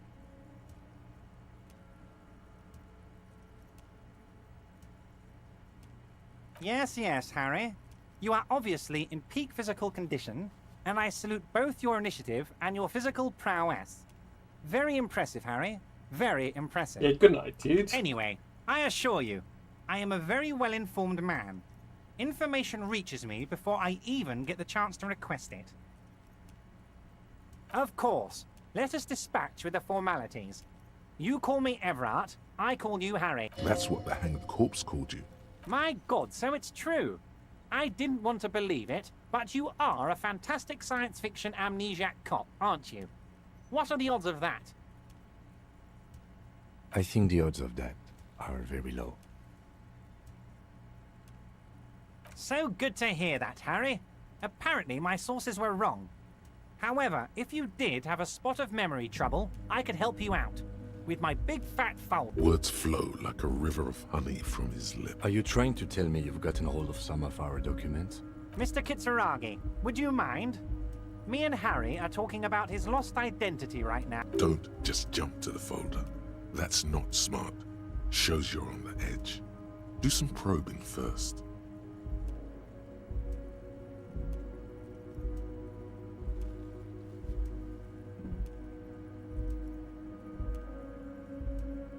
Of course, Harry, of course. Let's not linger on personal details and amnesia. You wanted something from me. I don't know what that means, Harry, but I love it. I love your initiative. Knowing you're out there keeping things running lets me focus on the big picture stuff. He's very smooth talker. Don't even tell me what was going on. Alcoholic brew? Stronger? Stopped it? Strike? I'm just gonna let you surprise me, Harry.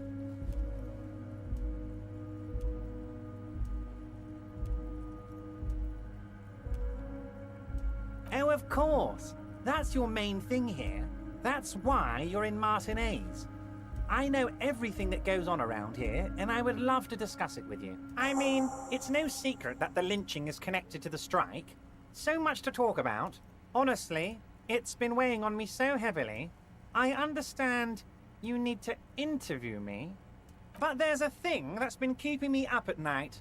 I want to talk about the hanging. I mean, if we could just calmly talk, exchange information, we could blow this thing wide open. Yes, that sounds good. Let's do that. But I can't think straight with this thing weighing on me. You're police officers, aren't you? I have a crazy idea. You guys are basically door-opening machines, incredibly talented at opening doors. Oh, you're being too modest, my friend. But don't worry. This annoying thing I have is completely legal. I just need you to open a door. Does this jiggling ooze think he's going to use you? He's got another thing coming. Play his game, son, with your eyes peeled. He's got... Harry, I'm a very busy man, and more importantly, I don't have that extraordinary physique you do. You look like you could run around all day. You want to send someone a message that the police are working for you. I repeat, I'm a very, very busy man, Mr. Kitsuragi, and therefore I must occasionally enlist outside help. So what will it be? Oh, no one's. It's just a weasel. A weasel lives there. Nothing for you to worry about. A loud blabbering weasel. When weasels feel no one is watching, they start acting foolishly. Just go there, unlock the door, and leave it open. It's been such a burden on me, Harry. I just want this to be over so I can discuss business with you. Fantastic, my friend. Just let me know when it's done and we can take our friendship to the next level. You can get the key from Manana. He's down by the gates. Manana's like a free agent in the Union. Special operations. Hardened socialist. A real free thinker, too. He'll tell you precisely where the door is. One last thing, Harry. Just open the door. You don't need to go in or anything. I just want that weasel to come home and see the unlocked door.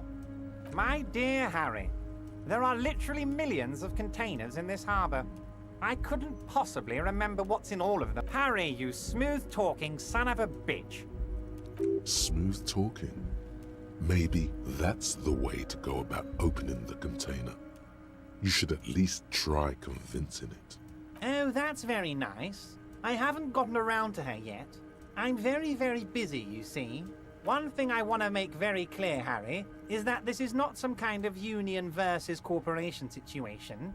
Everyone is just pals here. Yes, we're all trying to do what's best for Martinez. Don't feel like you shouldn't work with her just because you and I are such good friends. I'm not a jealous guy. What do you mean, Harry? Nothing. I let him go. He's an old man, Harry. I wanted him to spend more time with his family.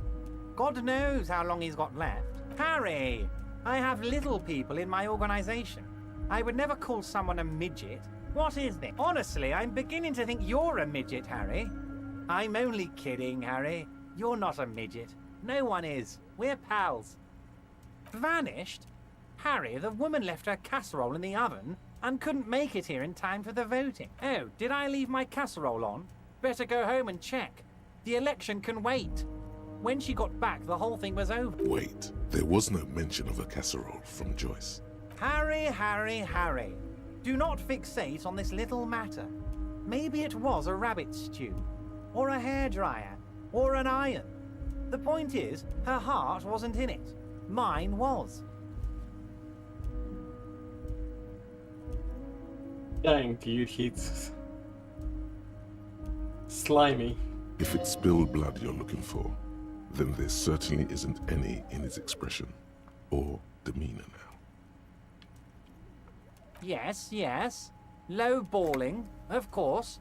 This isn't a casino, Harry. Real people, real livelihoods are at stake here.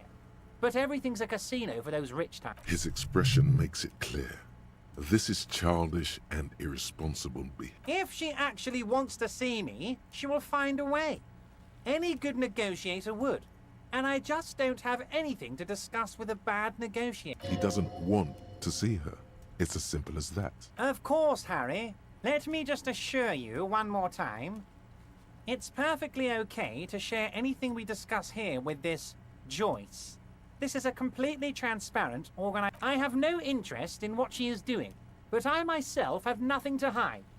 Your business is your business, and I respect your privacy. Just remember, none of this is secret. Tell her about all of it. My brother's picture, my singing swordfish clock. Tell her how overweight I am and how I'm helping you find your lost gum. Tell her about everything. Everett doesn't mind. It is rather interesting to tell people things about each other, isn't it? It was nice telling him about her right now. You might have noticed there's one hanging on a tree behind the hostel cafeteria. Oh my.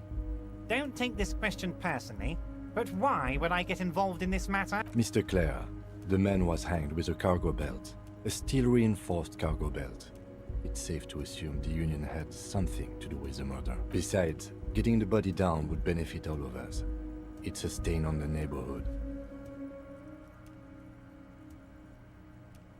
I can certainly see how having him up there might start affecting some real estate values. But of course, all joking aside, I am going to help you. Jean-Luc, my boy, I'm sending 2 police officers down. They have a dead body in a tree problem they need help with. Namely, they need it to be taken down. And, Jean, please take it easy with the race signs. He's had enough of that. You can find Jean-Luc down at the gates, but you already knew that. Anyway, he's going to help you. Yes, your lost gun. My best men are on it. They're turning every stone, searching every playground, asking kids, grandmas. Your gun will be found, Harry. Let me assure you of that. It's just a matter of time and... The only way to find it seems to be working with him. He might even be holding your gun hostage.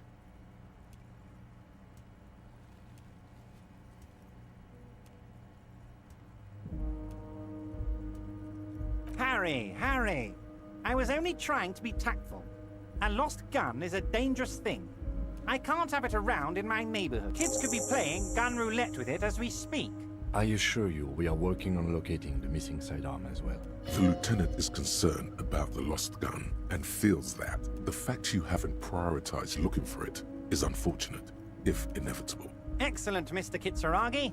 That's excellent news. Looks like we have a friendly gun-finding competition on our hands. Let's hear it, Harry.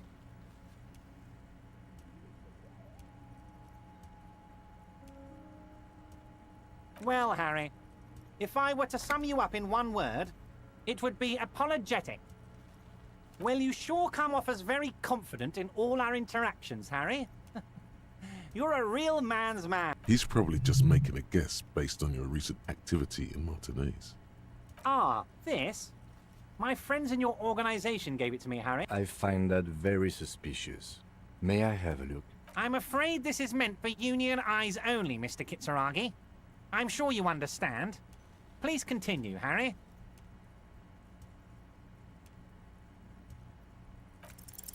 As you look at the folder, Everard covers it with his hand and pets it. He's hiding it from you because... Okay, Harry, you got me. This is from the Census Bureau, not the RCM. Those Census Bureau people are absolutely corrupt. You should do something about them. He got the name from the Census Bureau, and everything else from your actions here in Martinez.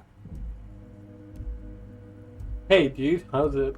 Yes, Mr. Kitsuragi from the Census Bureau. Like I said, now I'm actually a very busy man. So is there anything else? That means he doesn't really know anything about a pity.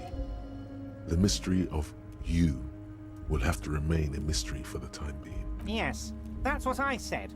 Try to keep up, okay? Let's move on. Wait. You need this to get in and out through the gate.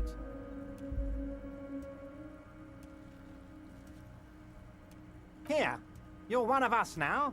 A real red and white Union man. Take care, Harry. Mr. Dubois, every worker...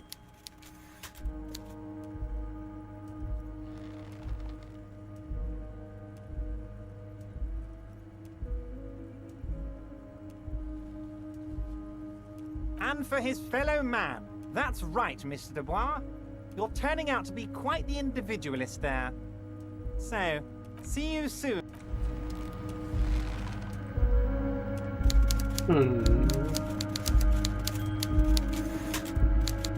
So he doesn't know about the pawn shop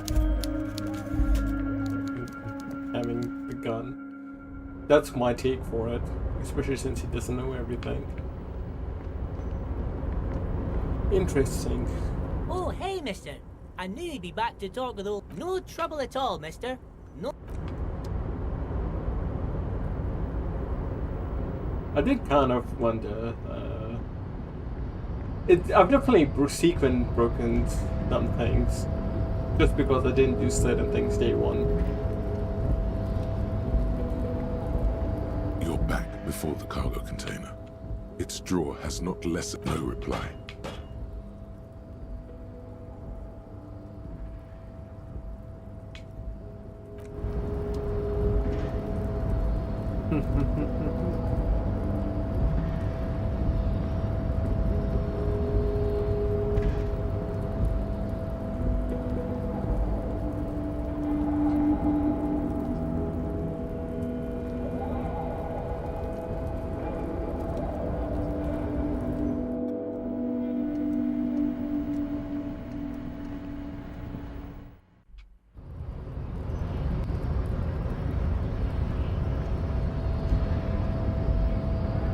The unpromising race pupil returns.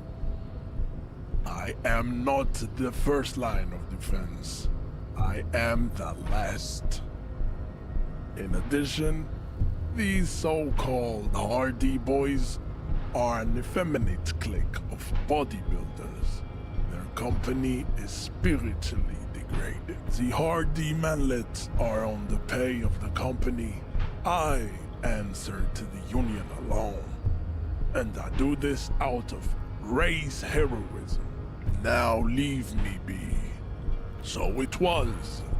You surmounted the harbor wall in a display of athletic prowess to reach my superior. Then had him give me an order. I salute your cunning and I will remove the body from the tree with my bare. You're so noble, Measurehead. But while I am gone, someone must stand guard on the bridge. That someone needs to be you. Both of you. This is the uncomfortable result of not taking it down. Listen to your little friend, babe. See that they stay here the whole time.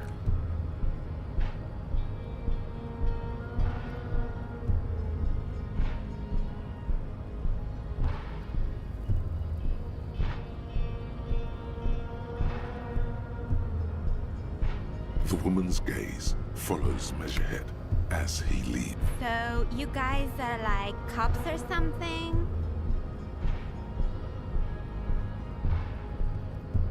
Have you ever thought that maybe things should go to shit?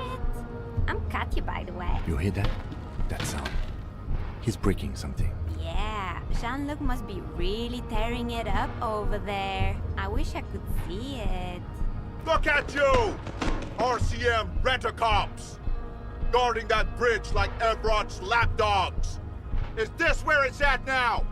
The RCM is for sale! And who are you? What is your business here?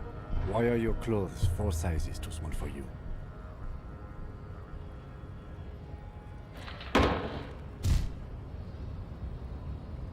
A shrill laughter interrupts you, echoing across Martinez.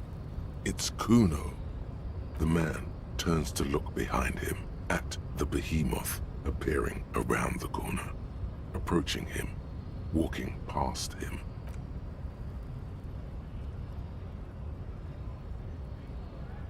The fuck?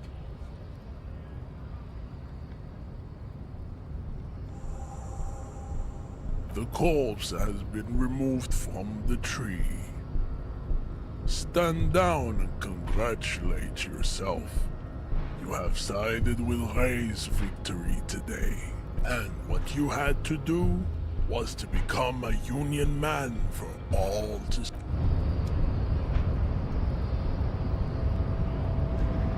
Dang, dude. Could have got it down myself.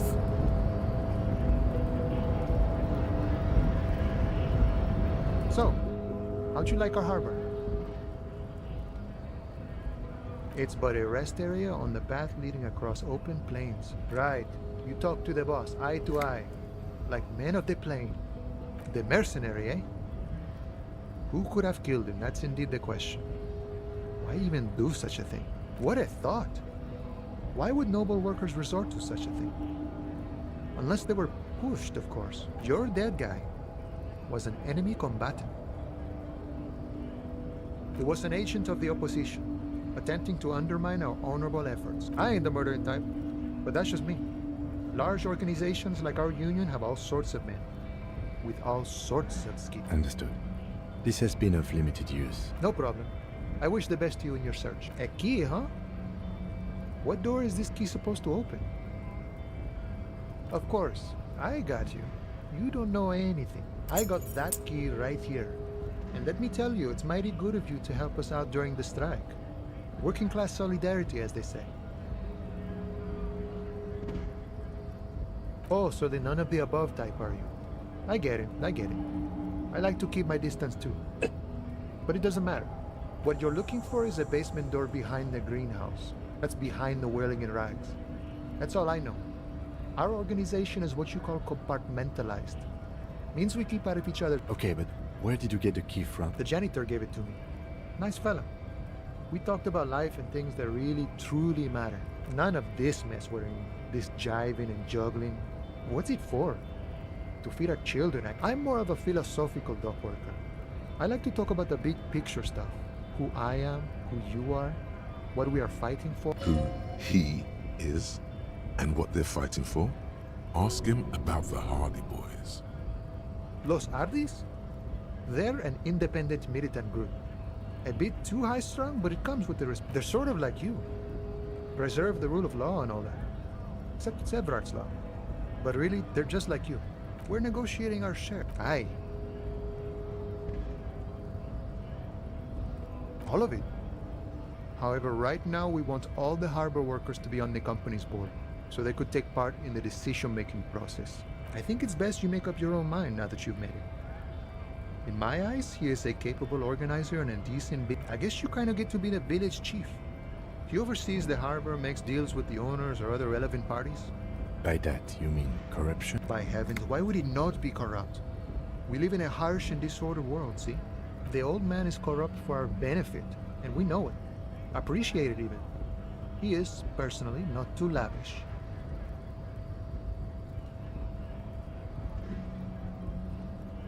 He is reasonably lavish, sure.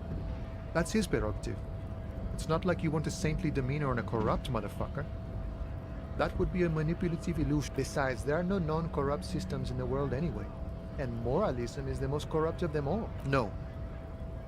I don't think I'm a communist. Seeing something of value and saying I want it all to myself is a much older and simpler notion. Even a weak child can think it. The only things holding someone back are I can't and I shouldn't. Then how can anything ever be mine? But that's okay. We don't have to agree. The prairie is wide enough for all of us. Sure, I've had the necessary free time.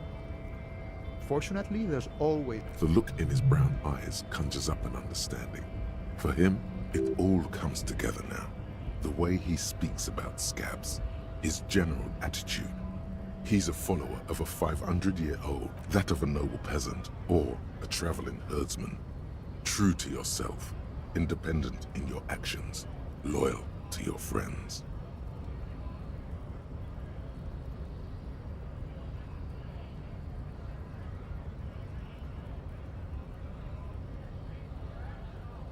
The man sits on the railing, his hands reaching far and...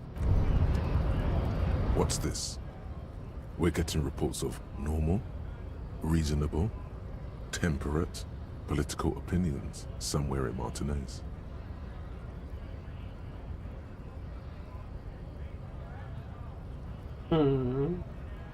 It's also about that, but it's also more.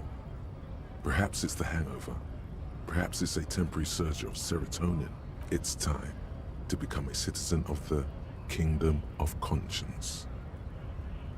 It is not a place. It is a moment in time that can only arise in the right circumstances. In all of human history, it's only been achieved a handful of times. Incremental. Yawn. You'd get there faster with a little. History's greatest catastrophes have been brought about by people trying to make the world a better place. That's the genius of Dolores Day. She recognized that progress is meaningless if its gains are lost because of instability. Real, lasting change can only come about gradually. Increment, tisk-tisk. Just because you live in the present doesn't mean you have the right to place your needs above the needs of the future. You may never live to see the Kingdom of Conscience. Your children may not. Even your grandchildren might not. What sang for? What a fucking joke. Do you believe the status quo is preferable to chaos and bloodshed? There you have it. Sometimes holding the line is progress. The kingdom is difficult to comprehend, partly because humanity will need to discard many of the categories that define and limit it today. The kingdom of conscience it's also post-industrial, post-ideological, and even post-sexual. What you want is immaterial. The kingdom of conscience is come. No.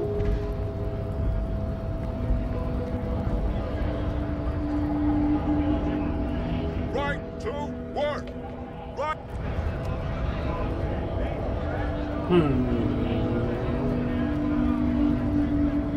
There are a few things that are going on.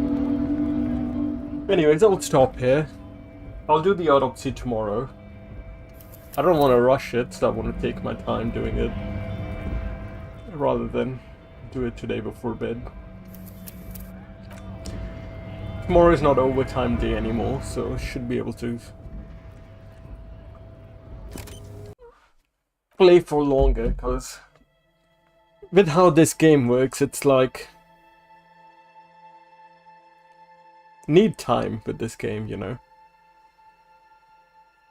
Death to overtime, yeah, and it is what it is, man. Have to do it, like I said. That is the reality I'm in. But I need the money as well, so it's even though it's a reality that's been forced on me, it's to my own benefit as well, and I'm saving quite a bit, so that's good.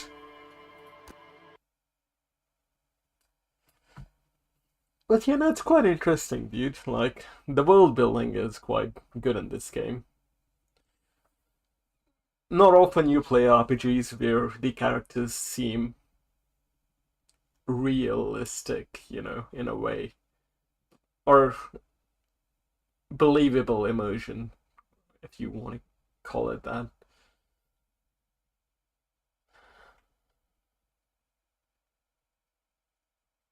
I think because, like I said, it's tied to reality. Not many games have that.